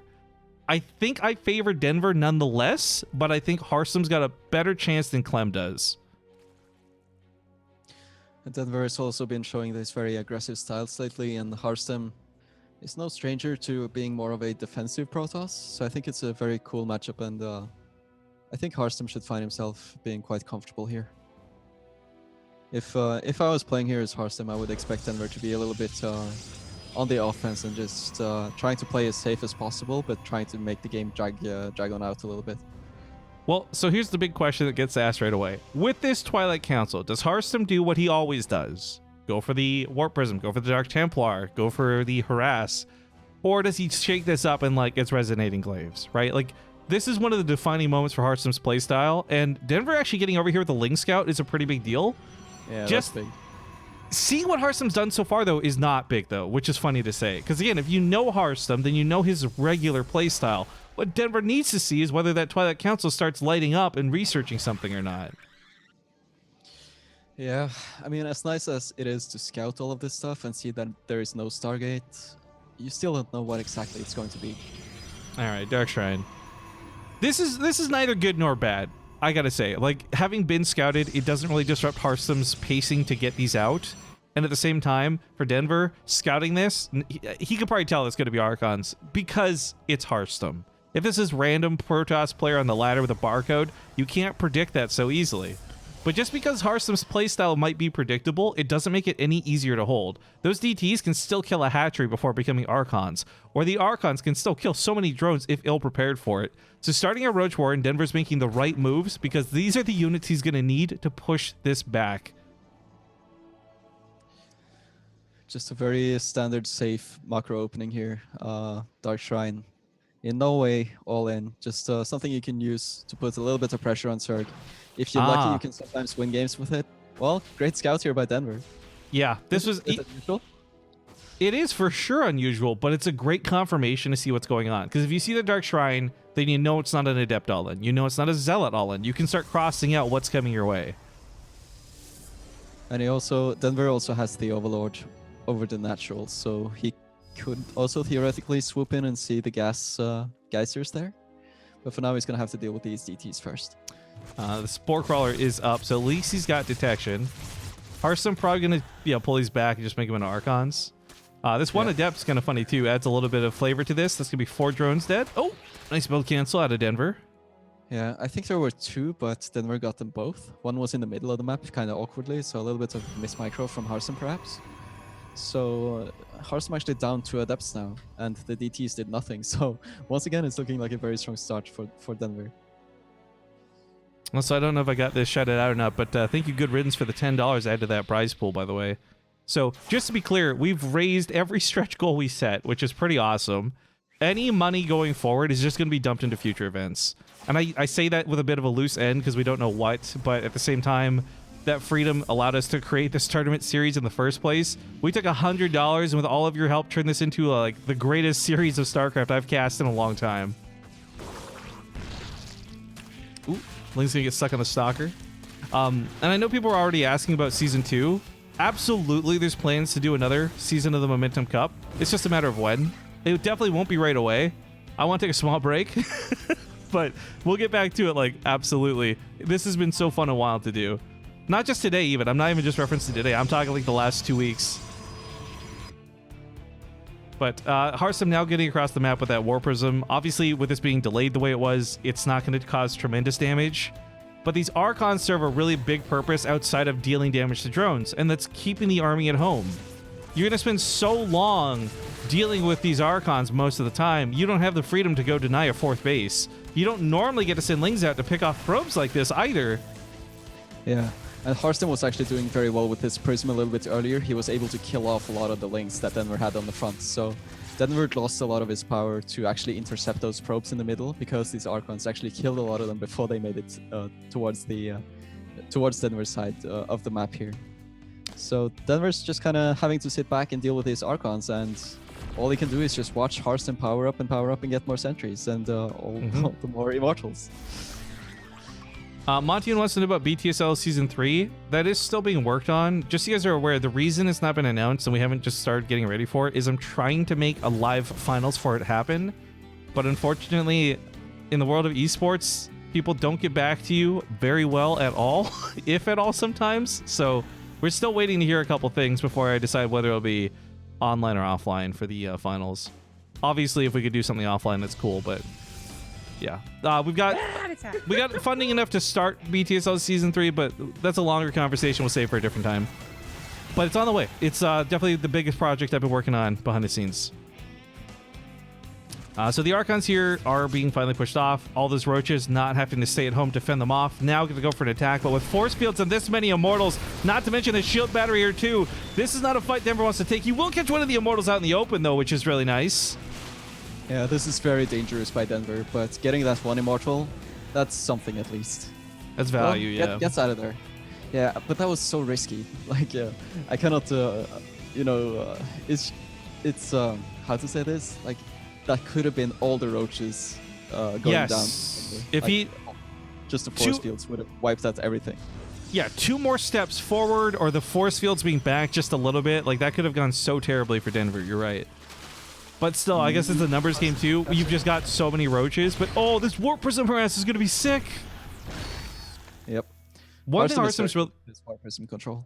Yeah, I was words right out of my mouth. He's so good at juggling these units around. But interestingly enough, we have banelings coming out for this too. That'll help deal with some of the zealots. Oh, hiccups! Please no, not now.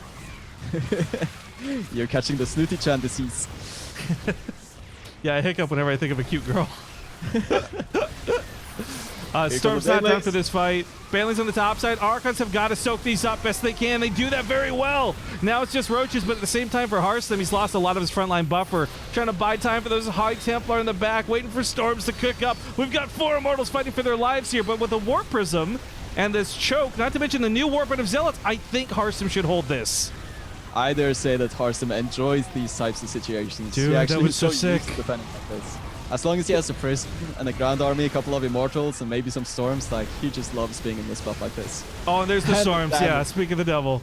Timing worked out well. He only lost 3 probes for this. So for Denver, came in at, what was that, like almost 90 army supply, matching Hearthstone's 40. Now it's 56 to 51. Like, that was a great defense out of Hearthstone. There's no ifs, ands, or buts. That was a great hold on his part. Not to mention the impressiveness of the Warp Prism micro. So many of these Immortals should be dead. Instead, they've got 13 kills, 12 kills, 18 kills. Yeah. If it's one like trait of Hearthstone, I would say that sometimes you can catch some of his units maybe on your side of the map a little bit awkwardly. But if you try to attack into him on free bases like this, he's one of the best Protoss players. Like, you don't want to mess around with Hearthstone on Hearthstone's side when he's on free base like this. The only person I would contest that with is like Mana. I don't know what it is. Mana, the more damage Mana takes, the better he plays. I swear to God. But yeah, Hearthstone definitely enjoying this position after that fight. Yep. Not to mention his upgrades. He just finished +2. He's on his way to +3. We already know he has Storms. Frankly, Denver, while he's going to have a lot of units, they're also going to just disappear very quickly. But it's by no means over. Denver has still a good economy, very good creep spread, I think. And Yeah, map Hearthstone control. Will at some point, Hearthstone will at some point have to secure a 4th base. And that's where things might get a little bit tricky, especially because Denver is playing a little bit of a trickster style right now. He's actually getting a few mutas to harass Hearthstone. I don't think that's going to be too big of a deal. Like, Hearthstone usually has very good safety measures for this type of thing. There's a cannon in the main, shield battery in the natural plus a cannon, bunch of cannons in the 3rd base. Like, that's crazy. He segmented one of his Templar off to leave this year, I think fully anticipating a Ling run by at some point. Yeah. And if you've just got that Storm, Lings are so easy to deal with. But gets a kill, not a cancel on this base. So as you mentioned, taking the 4th is going to be a little bit tricky here for Hearthstone. This is obviously like one of the least desirable 4th bases too, because you're fighting like against 2 uphills, not something you want to defend into.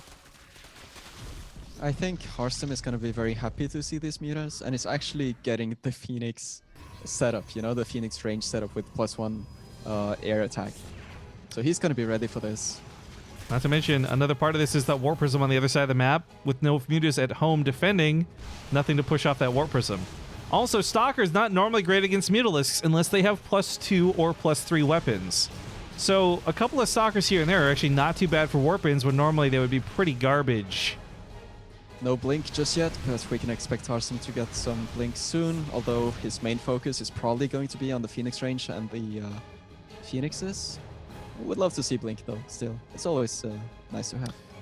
Yeah, but I don't know if he's got the minerals to spare for that right now. And Stalkers are obviously not going to be a priority in his army composition. They'll be nice if he gets the freedom to go for it, but I don't think we're going to see him have that mineral. But oh my god, 33 Banelings being morphed in by Denver on the other side of the map right now. The first few didn't hit well, and what they did hit were Archons. But when you've got 33 Banelings, even when you're dodging Storms, those Banelings are still going to get through. But damn, Hearthstone's going to have to land these Storms well if he wants to protect that army. It's a little bit of that, you know, quiet, confusing moment before you truly know what the Zerg is up to. If you see an army like this from Zerg, you're kind of questioning yourself, like, what is the Zerg actually trying to play here? You see He sees this. The Ravagers, the Muta, like, what exactly is happening here? You just kind of have to prepare for every single option there is, right? Oh, he pulls the Templar back, but in turn exposes them to the Mutalisks. Oh, if Denver can pick those off, obviously that's going to go amazingly well for him, but that's a hard if to ask for. Setting up for an attack from 2 separate sides. Storms do catch the Banelings on the top side. Now there's nothing left but a couple of roaches. The cannons can deal with that. I got to give some credit to Hearthstone, though. Because, well, Denver's got all this creeps in, right? That Zealot that was positioned here saw this coming. The Zealot over here saw that attack coming. Like, he's leaving units out on the map, not accidentally, but on purpose, to look for these specific key things. Oh, that's going to go badly. Yeah. It's a little bit of a double-edged sword, right? Sometimes you can lose a lot of units by keeping them out on the map like this. If the Zerg is very active with the Lings, just picking off Hearthstone scouts all the time, then you can very quickly gain some benefits from that. But Phoenix range is here. Mutas don't like Phoenix range. No, they don't like Phoenixes in general. The range makes it even worse. The Corruptors coming in are going to be an interesting choice. The Phoenix might be better served, though, just to grab like Ravagers and things going forward, though, rather than fight the Corruptors head on. Archons can take care of that. Stalkers can take care of that in a pinch, but Zealots warped in at home. These Lings will not be able to get the run by that they want to. And we talked about how difficult it'd be for Hearthstone to get a 4th base up, and that still remains true. This isn't saturated. It's not properly mining. The mutas are picking off. A few probes are here. So there's kind of a clock ticking for Hearthstone income-wise. But damn if his army isn't just like grandstanding as is. I would be a little bit cautious about stepping on creep, though. Is there an observer here? Just in production? Yeah, so it's very tricky for Hearthstone to advance safely here because he doesn't have an observer. So he can be surrounded by these, kind of relying on the Phoenixes as the observing tool for him. Okay, here we go. Observer finally here. There's also Zealots on the top right, postured and waiting for an opening to get in there. Yep. Grabbing these Ravagers, grabbing those Queens as well. These Phoenix are paying for themselves quite decently in this game. Broodlords are out. Is he just gonna go for it? No. He's backing off. There's so many Banelings rolling forward. He's got to be paying attention, but Hearthstone not paying attention. Storms on the wrong part of the army. Misses the Banelings to get to the heart. They pop the barriers on all the Immortals. Those Storms are gone, and he's falling back. The Archons get plopped. But there's no anti-air. There's no Corruptors here. These Phoenix can kill the Broodlords. Oh, no. There's like 3 Hydras, but they're going to get picked off super easily. And now there's more coming, but... There's only 1 Queen, though. 1 Queen, 1 Spore. Huh. He was happy to go for the Ravagers instead. Looking a little bit sketchy for Denver here, I gotta say. He's making 21 Hydras, and that's gonna be great against these Phoenixes. But Hearthstone is already working on a transition of his own with the carriers. So yeah, I think if things just calm down a little bit from here, we might actually just see a full-on late game. I mean, we're gonna have Mothership covering the Templar now, which was missing from before. So these are not gonna be easily picked off anymore. There's gonna be a lot of Storms for this. Hearthstone's the kind of guy, too, who's gonna make sure he's got at least 2 Archons underneath that Mothership at all times. Cannons are not that great. A DT would do wonders here, actually. Yeah, normally you would expect to see at least some of the Immortals here, but a little bit late to the party. But Denver is fine with losing these Roaches. I think Denver just wanted to free up a little bit of supply so he could start adding in these very, very important infestors. Yes, and I had praised this early into the cast. Denver is really masterful with his infestors. Now, obviously, as I say that, I've caster cursed him. He'll make this look embarrassingly bad. But just for the most part, I've seen Denver control his infestors better than most people. Hey, Snoot, do you know my infestor joke? I don't think I do. Hey, Snoot. Yeah. Why are infestors never alone? I don't know. Why? They've usually got a couple of fun gals. Actually, I actually heard this one before. I must have forgotten it for some reason. I'm not sure why exactly, Gray. Yeah, my brain had an aneurysm when you told it to me the first time, so it just like short-circuited my memory. Of course, one of the key things about this, Hearthstone's taking a 5th base while this is going on. We could talk about Denver taking 5th, 6th, 7th, but like to be honest, the money emphasis of this game really is on Hearthstone. Everything a protest player wants to make is so freaking expensive. I mean, that's just the design of the race, right? But you're warping in Templar, that's so much gas. You're warping in Carriers, that's super expensive. If anything he loses is going to be a lot more difficult to replace than what Denver loses. Well, you know me, Graham. I'm a little bit of a late game, boring stalemate type of player, right? Yeah, I cast a stupid best of 69 where you just played macro games for fucking 40 games. Yeah, I know, Snoot. Yeah, and I'm sure you've seen a fair share of like split map Swarm Host and Broodlord Infestor and all those nasty things we'd rather forget, right? I miss I'm gonna be honest, I miss old Swarm Hosts. I don't care how much hate that gets me. I miss old Swarm Hosts. But I've actually been watching some recent Legacy of the Void on this current patch, late games in CVP, and I gotta say, I almost never see this go in favor of the Protoss player. It seems like such an uphill battle to actually win against Broodlord Infestor like this. So I'm super concerned for Harsem. I don't know if he, like as good as Harsem is with his control, I know that he's very confident with his army. Like there's a reason why Harsem plays so defensive, and actually why his games reach this stage so often. But it's just the units that he has to fight against. It's so tricky. I have so much faith in late game Zerg these days. So I'm really excited to see if Harsem. Yeah. So I'm really excited to see if Harsem can actually win this game from here, because I think Zerg is very strong at this stage. I'm really jaded because I want to agree with you in terms of some of what you said. Like the infestors are for sure the most terrifying thing here, right? You're just gonna neural parasite everything and just take it out of your opponent's control. But at the same time, if those get slapped with feedbacks or they get picked off by Zealot run-bys, you know, all of that power for Denver disappears. And he's not going to be able to just remake 5 infestors and be good to go instantly. So I'm really looking forward to seeing how Harsem controls Look these at that. units like this. Extended so far, there's nothing to push back. Oh, the Broodlords, I guess. The feedback scaring off those infestors, though, in a big, bad way. Oh, but these Templar are exposed to the Broodlings. What's going on? But it's so smart by Harsem. He sent one Templar, and because of that one Templar, he zoned out 10 infestors, basically. And because of that, he was able to kill 10 spores for free. Like, it's actually really smart by Harsem. Sure, he loses a Templar, and that's kind of bad. But look at all the damage that he's causing to the static defense. Yeah. This is great by Harsem. Takes out a base, almost eliminates all the defenses at the other. Hydras, of course, respond, so it's going to stop there for now. But I was a little surprised. I was really expecting Denver to actually neural parasite the High Templar that was exposed and then just feed back everything else. Instead, he's just killing the Templar, which is a fine option. But to see him get zoned out like that is odd to me because I've just got so much... The amount of faith you have in late game Zerg, I have all of that, but in Denver's infestor control. I think the thing that went a little bit wrong for him in that engagement was that the Broodlords, they weren't necessarily as far forward as they should have been. So he was never able to snipe that one lone High Templar quickly enough. Like, it died later, but not right away, so Denver couldn't really unlock that space for himself. Oh, that fungal though! No! Okay, so he loses a little bit to... Not a lot, not everything, but oh boy. That was a mess. So that feels really quite terrible, honestly, because not only does he have to back away, he gives up the middle choke, which is like one of the hardest points of the map to path through. Denver can now move through this fairly easily. But Harsem, okay, well, that kind of sucked. He did get Revelation cast out on the units. He knows where the army is. Here's what the vision looks like for those who don't know. Like, he knows exactly where Denver is. So he's playing around that with the Zealots. His army kind of almost, I want to say, fakes this attack to the top, drawing everything away from the Zealot run by to the bottom. And he splits across 2 bases, and Denver's income is getting cut up here pretty badly. Nice moves by Harsem here. I would love to see some more, once again, the High Templar, the ambitious Templar going forward.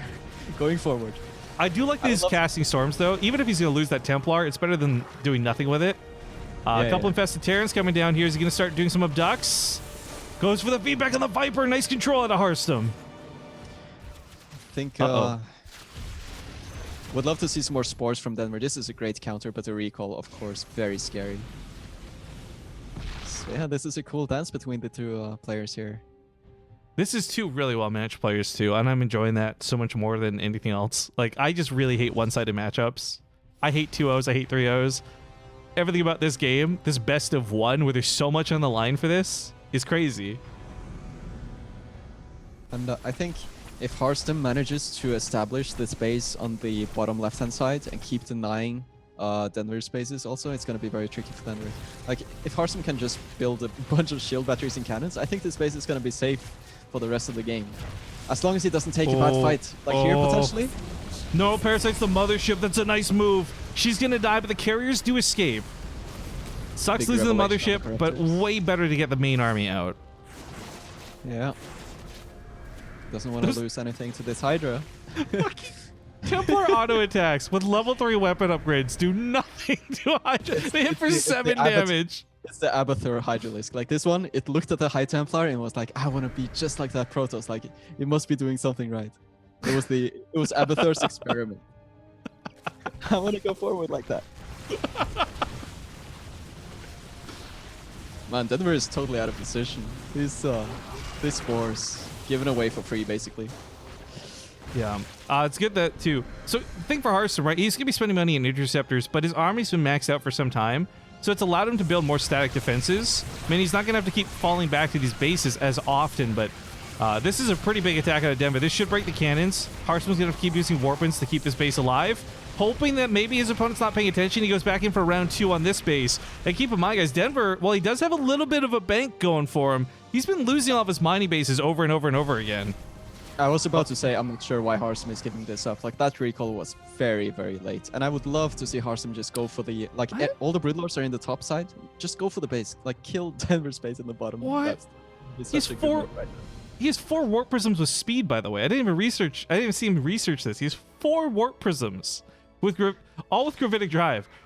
Obviously, he could split one or two of these off to do Warp-ins and side attacks. And I kind of like the idea of protecting the Templar with this, but at the same time, I'm like, what if he just Neural Parasites the Warp Prism and stops 4 Templar from doing anything? Isn't it so that if there's something in it, you cannot neural? Or did that change? Oh, maybe. I don't know. I actually don't know the rules around that. I just assumed you could neural it. You just couldn't use the units inside of it. Yeah, I think Hearthstone, I was watching his stream at some point. Oh, rip it. Raptors. Yeah, I was watching Hearthstone stream at some point, and he said something like that he wants in the late game to have everything in the air. So I think he doesn't really want to have any Templars susceptible to Broodlord fire. Like, he just wants to have all of them in the prisms. Of course, it's insane difficult to micro, though. Like, how do you even control something like that? Well, you got to be as good as Hearthstone to do it. They don't call him the captain for nothing. Yeah. Yo, one of the other things I've been a little bit shocked about, though, with whether it's these defenses or some of the run-bys, that there's not more Dark Templar usage this game. Like, so many of these attacks that have been hitting Hearthstone side bases, it's just been Hydras and Roaches with no Overlords, no Overseers, right? I feel like defense could be a lot easier if you kind of leaned on DTs a bit, if that makes sense. Mm-hmm. Oh, dude, we got one of the most knowledgeable Zerg players in Europe confirming. Lambo in the chat saying you cannot neural Warp Prisms with units inside. Good to know. Yep. It's, you know, the thing is, that almost never comes up, though, right? There's so rare of a situation where you'll ever see that be even in question to begin with. It's one of those things that would be very convenient in CVP where War Prism harass is such a huge problem, right? But if ideally, you would imagine that you can leave one Infestor in the main with Neural and just control it, just like this, right? Wait, but what? I'm so confused. Okay. He assimilated, or he unkneuraled. I was a little confused what happened there with the Oracle in the middle. Sorry, he got a great revelation and some confusing Infestor neural parasites went off. But he kills the Oracle, doesn't matter. Fight here in the top right will not go well for Hearthstone, but he'll trade out on the way out. Yeah, this is a good trade for Denver, I think. But Denver really needs to unlock this base and get some creep up here. Creep is so important at this stage, like really so important that you keep at least some queens alive at this stage. I think right now he's got 4, but not really too many active creep tumors. He's working a little bit on it though. Oh, this is cool. He's left the mothership at home for a defensive recall, I think. Because, of course, the mothership has a recall that is separate and independent of the cooldown on the Nexus. But, oh god, that is quite the Broodlord Corruptor army. Funny enough, though, Hearthstone's got mobility. Like, it's only 1 Zealot per base, but this is going to kill a queen. This will kill what few drones there are. Like, these little run-bys are pretty effective. But another Nexus goes down. Yeah, they're both trading here, so the end result here is that the game is going to slow down a little bit, but it's very concerning for Denver if he actually loses this base. Like, that's the big problem for Denver. He still has a lot of mining, like, it's just... things are going to happen so the slowly. drones! He's only got like 30 drones! This is horrible! And he recalls out. Does he recall to the Nexus? He recalls to the mothership, so he still has a defensive recall available through his Nexus. I believe it's off cooldown at least. Let me just confirm. Yeah, he does have cooldown available through the Nexus. I'm liking these tactics from Hearthstone so much. I think he's playing Cyber Forest out in a really smart way. Ooh, this could be a problem. Yeah, you need that War Prism to keep them in the skies. Damn, though. Denver's on 17 drones. Now, look, Denver's got a pretty much maxed out army, but the idea with Zerg, right, is that you don't usually win the first fight. You win on the remax fight. To have no money to work with and such little income, like, you just built like 17 more drones, but the base dies again. Not a cancel, but a kill. Yeah, if they keep splitting the map like this, ultimately it could actually come down to something like units lost or whoever has, you know, most of the time it's just going to be about who has the strongest army in the end. And I just got to reiterate that I have a lot of faith in late game Zerg these days. I got a lot of faith in these investors. That's almost, how many is this? Yeah, and 20. most of them are full energy. Like, there's It's actually almost a just little bit not tough. enough feedbacks. He doesn't have enough Templar to feedback enough of the infestors yet. It's almost a little bit curious to see that Denver isn't using the infestors more with something like infested Terran harass at the bases or something like that. But the Broodlords are doing their job. Like Denver is playing this very, very patiently. He's only using the Broodlords. He's not really spending energy on the infestors unless he absolutely has to. Oh my god. So, yeah, He's I only think there's lost some one potential- Broodlord this whole game. Yeah. Like Denver is controlling this very well. As much as he is losing bases and static defense, he hasn't really lost all that much army. He's lost 4 infestors, 1 corruptor, 1 broodlord, and I don't think he's made a viper. Oh, he's got 2 vipers, but he hasn't lost a single one. Yeah, they That keep says a getting lot about his feedback late over and game over control, though. right? Harsum's, oh, speaking of his control, he's sniped out those Vipers with feedbacks out of that Corruptor nest of units, like, over and over again. But, oh, Harsum taking the probe losses with long-distance mining carelessly here in the bottom left. A lot of infested Terrans coming down. Time Warp's a brilliant move, actually. I like this a lot. But, an aggressive Time Warp with the Neural Parasite. Really need some more neurals up here. Broodlords Take still out the a lot of damage Archons. to the Archons. He's got those units inside the Warp Prism, starts unloading them. There's those storms he was looking for. Takes out the infestors. Carrier's still standing up. The Corruptors are taking a pretty good fight. Now they get puffered up by those storms, but Harsum's almost out of storms. And if he can't finish off those Corruptors, then this Carrier's... are so softened up. Oh, those last 2 storms that came out of the Warp Prism were so sick. Wow. GG. Oh. Only Harstum's flying warp prisms, the flying High Templar. Yeah, The you know what? I'm Captain rewinding High this. I'm rewinding this 20 seconds. We got to rewatch this last like 10 seconds slow down because watch this right here, guys. This Warp Prism, these 2 Templar are like the MVP. Look at those storms. Holy shit. Oh my god. Denver even I had am more so supply. That's like the craziest part of this. GG. Like, this is the type of damage you would expect from seeing like 4 Archons just splashing. But there were no Archons. It was just storms coming from Templar inside a prism. Just masterfully controlled by Harsum. I don't know. This is something he's been doing for a while, but it's not necessarily something that we've seen in this type of in this type of flashy fashion, I guess. in This a is so tournament cool. game. Like really Alright. well done. But this now puts match point, which is really scary. With Denver having been eliminated from his team, the only player remaining is Namshar. And here's where this gets really exciting for me. Because Namshar and Harsum have a really weird history of playing each other. But for whatever reason, in important tournaments, Namshar seems to be able to beat Harsum, whereas Harsum beats Namshar, I think, on the overall percentage of win-losses. So I'm not sure if Namshar can pull out that magic here. You know, his Hydra Lurker style, which is so just well known to him. But he's the last standing player of Team Denver. Harsum, of course, he still has Clem behind him should he lose. But this could be it, guys. If Harsum wins this, then it wraps everything up nice and tight. But we're going to go to a commercial break before we figure out what we're getting into next. I think Year Zero might be the only map left. If it gets vetoed, the map pool resets, but we'll talk more about that after. I'll see you guys in a few. All right, folks. Thank you for watching that break for us. Well, I say watching it. Thank you for giving us a few times to breathe. But next matchup is Harsum versus Namshar. And like I said, it's on match point, but we're having trouble. We're having trouble hosting lobbies again, which is unfortunate. I guess today's not a good day for the BattleNet, Snoot. Yeah, there was a temporary problem with your request. Please try again. Yeah, I'm gonna try and Yeah, relog might and have see to if that fixes it. restart. Might have to restart the entire thing actually. SC2, Yeah. that is. I always do. I actually haven't been able to properly swap regions. Like, you know how you can swap regions from in the client? Yeah. I The can't menu. do that. And it's an easy fix to fix it, but I've just chosen not to because I've gotten so used to just hitting Alt F4 at this point. But yeah. Know that feel. oh, this is tough. I don't know which team you guys are rooting for, or if any of you even care about the team dynamic outside of these individual games. I mean, the individual games have been fantastic, but I don't know which team to root for at this point. They've both gone so far. like, and shown so many good games. I think Hearthstone's PvC just now was some of the coolest stuff I've seen from Protoss late game in basically forever. But I really want to see more games, and I want to see Clem in action. So, as sad as it is to say, I'm cheering for Namshar here, just so we can get that Namshar versus Clem match. I think it would be pretty cool. Namshar versus Clem would be the sickest closeout to this, but I would also be very happy if Bly's team won, just for the diversity of the finals. But I said it before, I'll say it again, like, it doesn't matter which team, we're gonna have an amazing round of 4 no matter what. Yeah.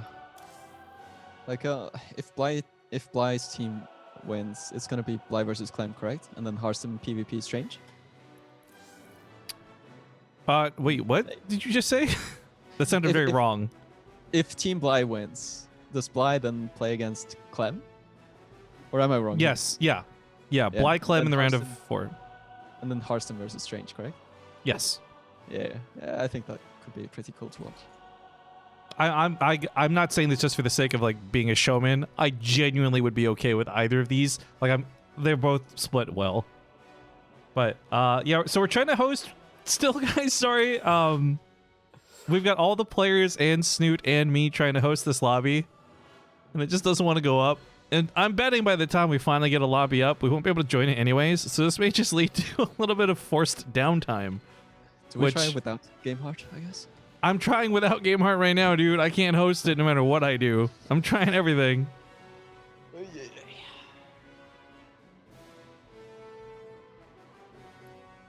I mean, what's funny too is you see every other player constantly going online, offline as we all just relog trying to host this up. It's a weird server thing. Just keep trying, I guess. We all try until someone gets it. And Alt F4 again. I wonder. I'm gonna go to North America real quick and see if there's these problems. Because in a worst case scenario, we could play on East Coast. Yeah. Not that I would want to. Yeah, but it's not ideal, but if we don't have a choice, then yeah, exactly. And before North America has no problems at all because there's like no players who play over here. Clogging up the servers feels bad, man. All right, let's try North America. See if this works out any better. Fingers crossed, team. Yeah, first try. All right, so we have a backup at least. Yeah, we can be sure that it's gonna be okay. Well, I'm gonna go. Yeah, I'm gonna go back in Europe and try again, though. I mean, if this was best of 3, I would have no problem with saying let's just go to North America. But these are best of 1s individually. Pretty big deal. If we can avoid going to North America, we're gonna try to. But I think Bly got in.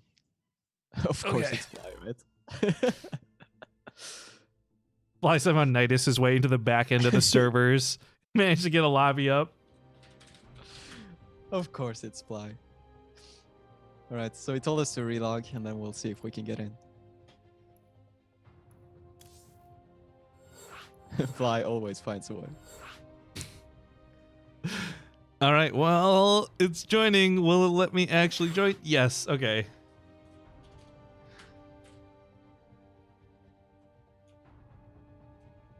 Okay. It doesn't have GameHeart, which is a little bit of a bummer, guys. So we're going to lose some of the observing features for this. But I can totally, I'd rather have this than no game at all. So Hearthstone versus Namshar. We're getting the lobby up slowly but surely. I feel terrible how long this has taken and how long you guys have had to wait, but thank you for being so patient and awesome. It's so stupid, though. Just like for no reason to have these problems, right? But I gotta say, SE2 has been doing lobbies a whole lot better than a lot of other RTS games that I played. What other RTS games have you played, dude? Like, what other RTS games are there? Like, oh, I played Command & Conquer 20 years ago. Like, yes, that's it. Exactly. So yeah, you're right, Snoot. StarCraft is doing lobbies better than a game 20 years old. Yeah, that's about right. Like,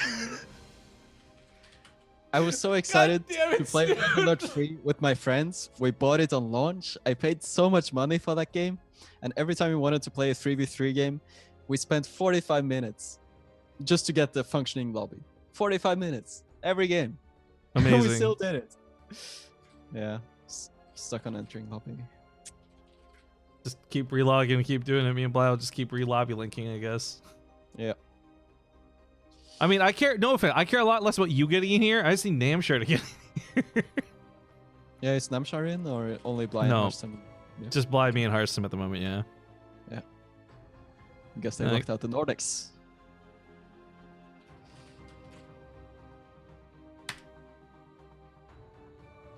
Well, unfortunately, this might still take a few more moments, guys. I'm hoping it really doesn't. But again, thank you for all your patience, all you guys watching. And good guy Bly got the lobby up, but that was only half the battle. Do you guys eat your burgers with or without the peel? Terrorine, don't give me good ideas, man.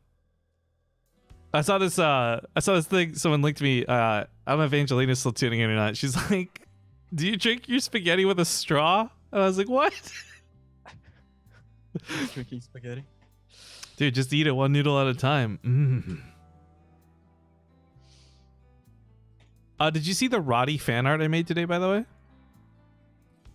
I don't think so. Hey, I'm gonna link it in chat. It's on Twitter. Okay. It's pretty good if I do say so myself. I could literally hear Roddy's voice saying what I was writing as I wrote it in this thing. All right, checking. I'll put it up on stream here too, I guess.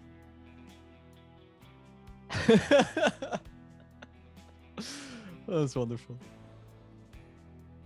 All right, I'm getting the. In order to access this content, you must upgrade your copy of StarCraft 2. Okay, so keep relogging, Snoot. We've got Namshar in. Worst case scenario, I could. Yeah. Well, yeah. worst Worst case- case, fit this one out. No, worst case scenario, I could just screen region it to you on Discord or something. But like, obviously, that's not preferable making you watch a game at 2 FPS. Like, Yep, doing what I can. Let's oh, see. Mana's joining. Maybe I'll replace you with Mana, dude. Mana can come. Oh, damn, I get removed. All right. Well, while we get Snoot in here again, sincerest apologies for the downtime. If you guys could do me a favor though, while we're waiting, we got a brand new YouTube channel up and running. We're almost at 3,000 subscribers, which is pretty darn cool. If you guys could check out youtube.com/basetradeTV2. I've learned recently lingo doesn't cross over so well, and every time we say subscribe on YouTube, people think it costs money, but it's not like Twitch. Subscribing on YouTube is the same as following on Twitch. So if you guys could go subscribe to the channel, just so you get VODs we put out there, that'd be cool. Why is there a new channel? Oh, that's a whole conversation that for another time. TLDR, copyright bullshit, YouTube being a broken system, etc. We're good. We're good. Good to go. Oh yes, Snoot's here. Yes. Wait, what happened? Bly left the lobby? Yeah, Bly's not playing. He was Oh, just yeah, no, hosting. Okay. Yeah, yeah. Makes sense. Okay, year 0. I just here enjoy some lubs. I'll see you guys in game.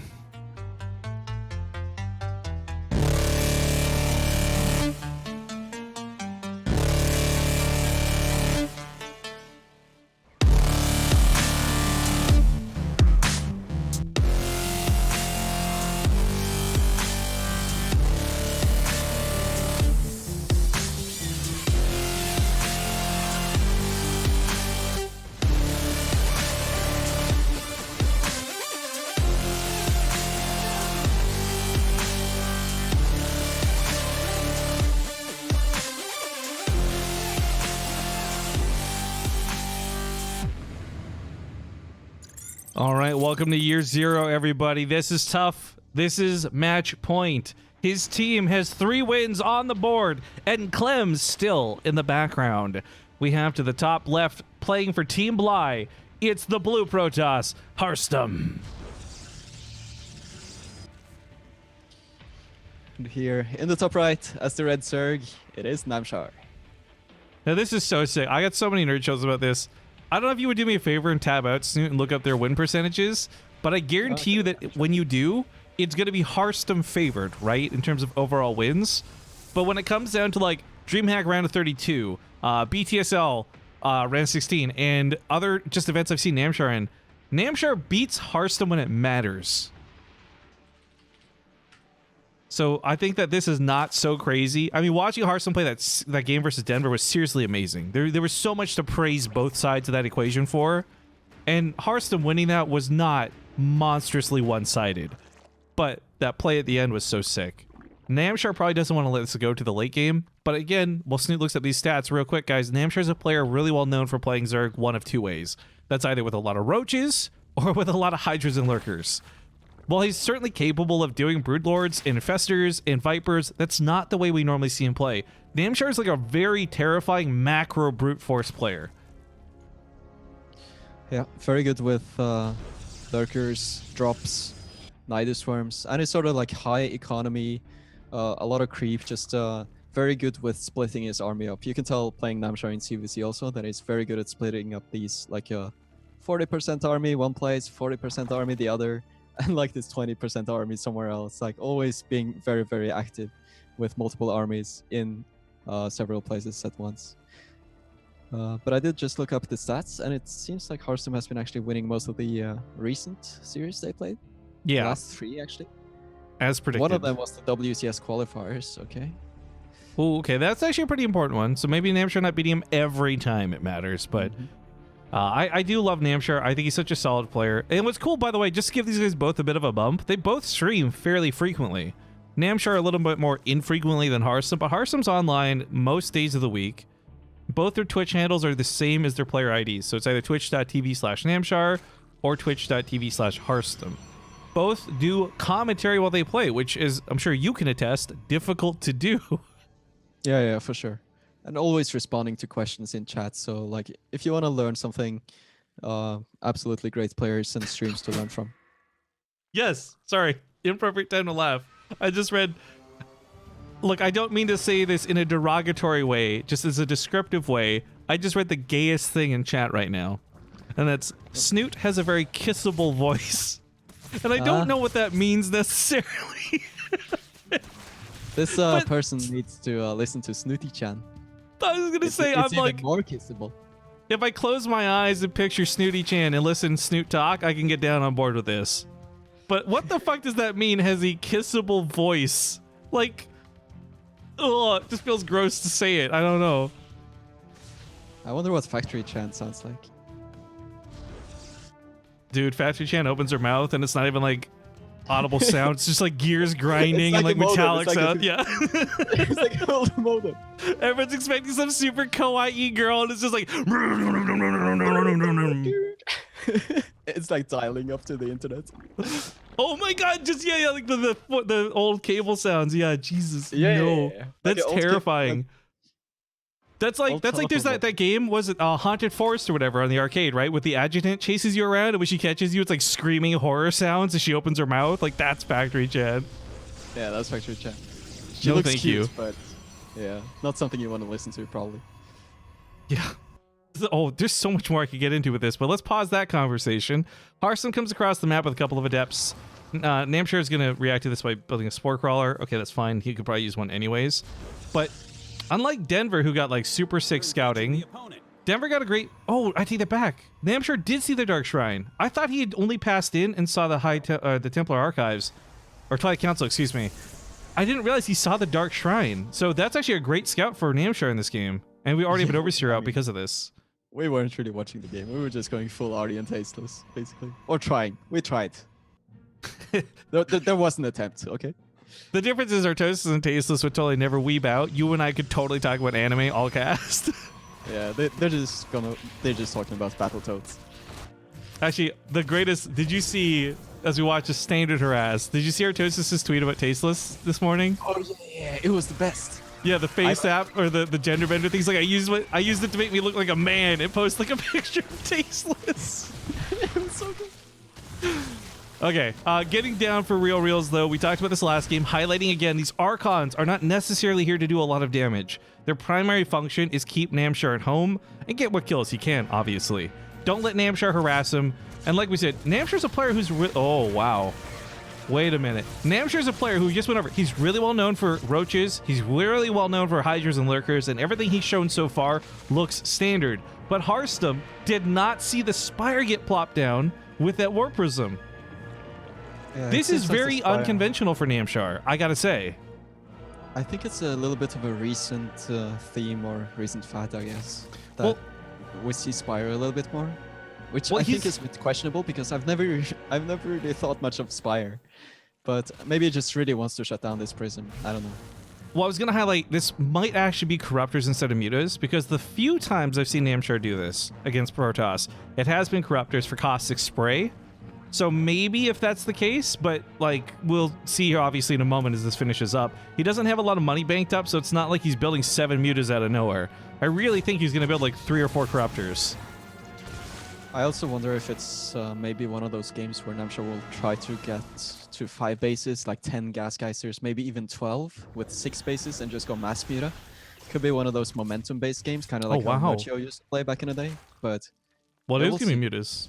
This shocks me. I could call Namshar playing this game 6 ways from Sunday and it'd be like 50% correct. To be this Fire wrong, it blows me away. Not because like I'm a bad commentator. I'm a bad commentator. I already know that. Deal with it. It's just the fact that this isn't what he normally does. And I'm wondering, is this like with the help of coaching from his team? Was this his decision making? Because remember, he's not just playing for himself. It's not just his life on the line here. It's the other 3 members of his team. Surely they must be contributing in some way.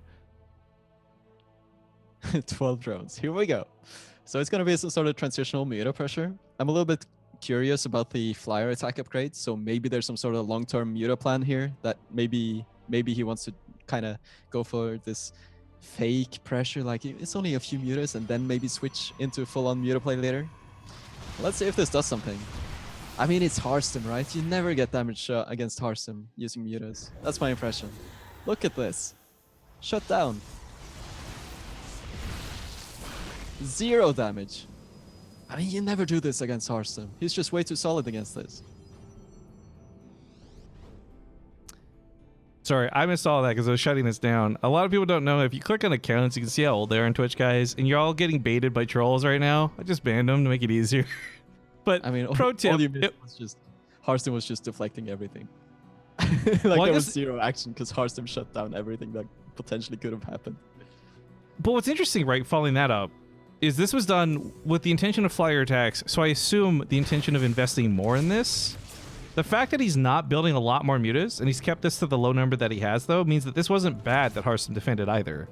Whereas if Namshar had like gone all in with these mutas and done no damage, that would have been devastating to him and his economy. Oh yeah, absolutely. It's just gonna drag on. Like so far, they're both playing, just kind of developing their own thing on their respective sides of the map. So it's might be a long game, like the previous one. I'm okay with that though. Like I'm a little astonished that in an all kill format this has gone on already as long as it has, but I'm always down for more StarCraft. I'm never going to be upset that we got a long game between 2 great players. Seeing now +2 flyer attack from Namshar, as well as Baneling speed, Hydra upgrades, missile.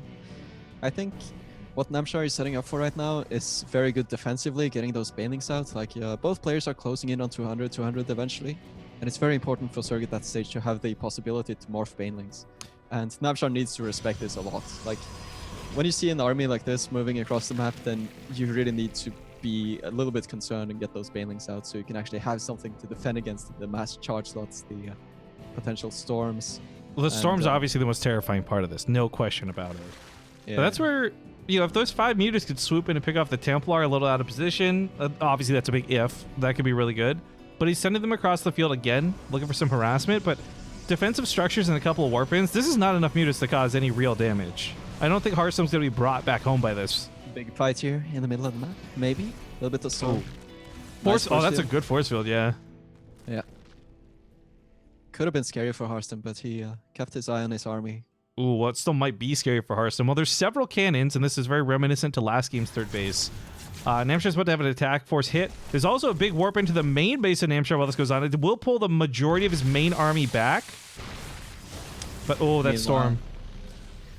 Storm landing there. The mutas are coming back to shut down this prison for good. But I wonder if Hearthstone might pressure the frontier now that he sees that so much army is at the front. Well, Hearthstone is going to go for the south side of the map. I'm a little bit concerned for his army here.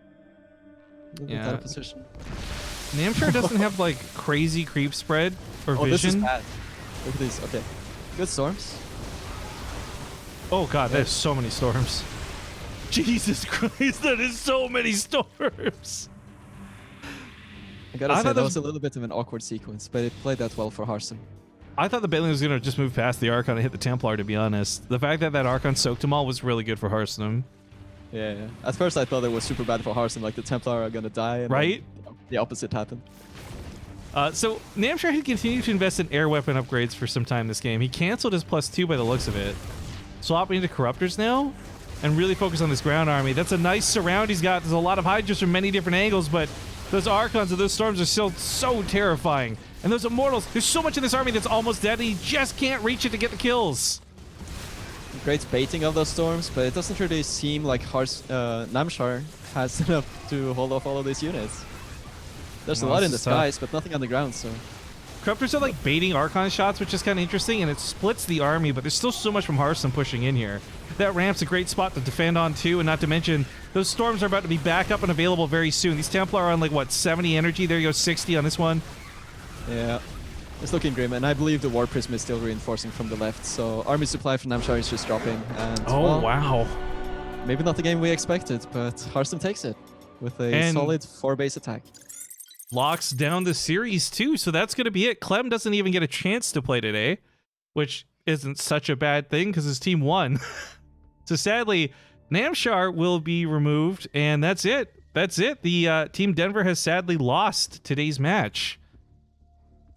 This is great though, because if we resurrect here, we'll bring Bly back here on the thing and Strange. This means we now know what tomorrow's matches will look like, because we'll have Bly versus Clem, and Strange versus Hearthstone. Pay no heed to the size of these texts, guys. I just... whatever. But yeah, so that's tomorrow. We're going to have two matches, single elimination, and a grand finals. So that's what tomorrow will look like. But this wraps up today, and obviously I got to try and get Bly on the call for a winner's interview. Hello, everybody. You'll notice the scene has changed, and we've lost Snoot's camera, but he's still with us. We are now all on Discord, so we can chat with Bly. Get a little bit of a winning team interview. So Bly, hello. First and foremost, congratulations. Hello, thank you. Thanks. I gotta ask, man, today started off pretty rough for you. I can't imagine you were too happy with the loss or the picks. Like, how were you feeling once you saw your team? What would your... Actually, no, let's scrap that. What would your perfect team have been out of these 8 players if you got to pick all 4 of whoever you wanted? I Would mean, it have been- when you did the rules about the first guy you pick, you have to play him in the playoffs. I was like, do I want to pick first? Do I want to get Rainer in my team? Can I beat Rainer? Like, there was so much calculation in my brain, and eventually I was like, if I don't win the coin toss, then I don't pick Rainer, and I'm safe. And picking Clem was a good sure choice to beat Rainer, and he's like very solid recently. So, like, it was everything was calculated way before tournament started. So yeah. He's not exaggerating, guys. Like, the day Bly found out we were even doing the finals, he was immediately messaging me. Like, Bly has been planning this out for a while. So I was a little surprised to see Rainer picked first out of Denver. I'm not gonna lie, for the same reasons you just listed. I thought Rainer would be like 3rd pick or something, not 1st pick. But yeah, you managed to take down the Titan. All right, there's obviously a lot to talk about for your team, and congratulations to everybody moving on. But you took down Rainer in one of the ballsiest, stupidest ways ever. You want to walk us through that a little bit? What will like? I just wanna get an answer for the question. Jens, what do you think about this drone waiting for so long till Overlord have gone and then drone coming to the main base? Dude, I was like thinking it would be something absolutely crazy. Like, is he gonna proxy a hatchery or proxy a base there or something? Like, I was so freaked out by that drone. But then No, I was just like, yeah, nice. I was just waiting. Yeah, like I knew approximate timing when Overlord should leave. Like, oh, I can relax now. Even though he made 19 Overlord, which is like so safe. It's so safe. 19 Overlord. Usually it's like 21 drone and stuff. And still this spine. I wanted to ask you one thing. Did the spawn position Like you spawned in the top. Did that influence your decision to use this build? Would you have done the same if you spawned bottom? If I good would question. spawn bottom, it would be different. Yeah, like Yeah. on the bottom, lava pops, and you cannot do the same. Because I don't know if you saw this during the game, but he actually tried to scout for a spine, but he To went the to left. the side. Yeah. Yeah, he went to the left. And just barely. Even the top vision from that drone was like 1 pixel off of seeing you. Like there was a little bit Calculated. of luck there. You say calculated, but there was a Calculated. little bit of luck. All part of Bly's plan. It was all my plan, all time before, and yeah, working pretty well, I would say. That's what I love about Bly, by the way. I always try and describe this in cast that like he's capable of doing so many things, but like you just have to understand like the fact that he had planned a strategy based on a spawn location alone should sell you on the brilliance, the mad scientist that is sometimes Bly.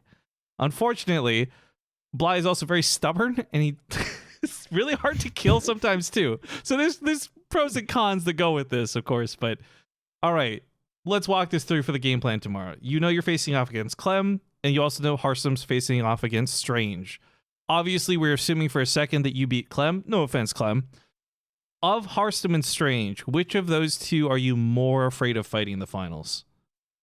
Okay, let's talk about tournament I played before this. I was playing Africa World. I beat Clem 3-1 and Hearthstone for 0. So I guess easy for Bly. That's Then, a what good about way to Strange, jinx though? yourself right there, dude. Did you play Strange lately, Bly?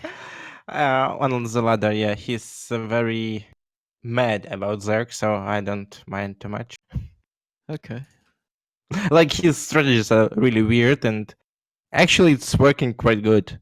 Like if, for example, Showtimes would start to use his strategies, I think he might confuse like all the top Zergs for like a week or two, and everybody would be losing to him. But Yeah, because you he, need to he play a really few does games. play. He really does play different from everyone else right now. It's not the Robo and the DT Shrine or the Robo and the Immortals or Adepts, right?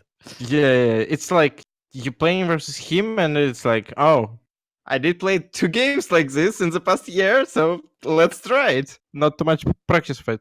So yeah, But we'll you're see. not concerned. You're not concerned regardless. Even if he plays a bit different, you feel like you can handle it pretty easily. Or... My CVP is quite good recently, so I don't mind too much.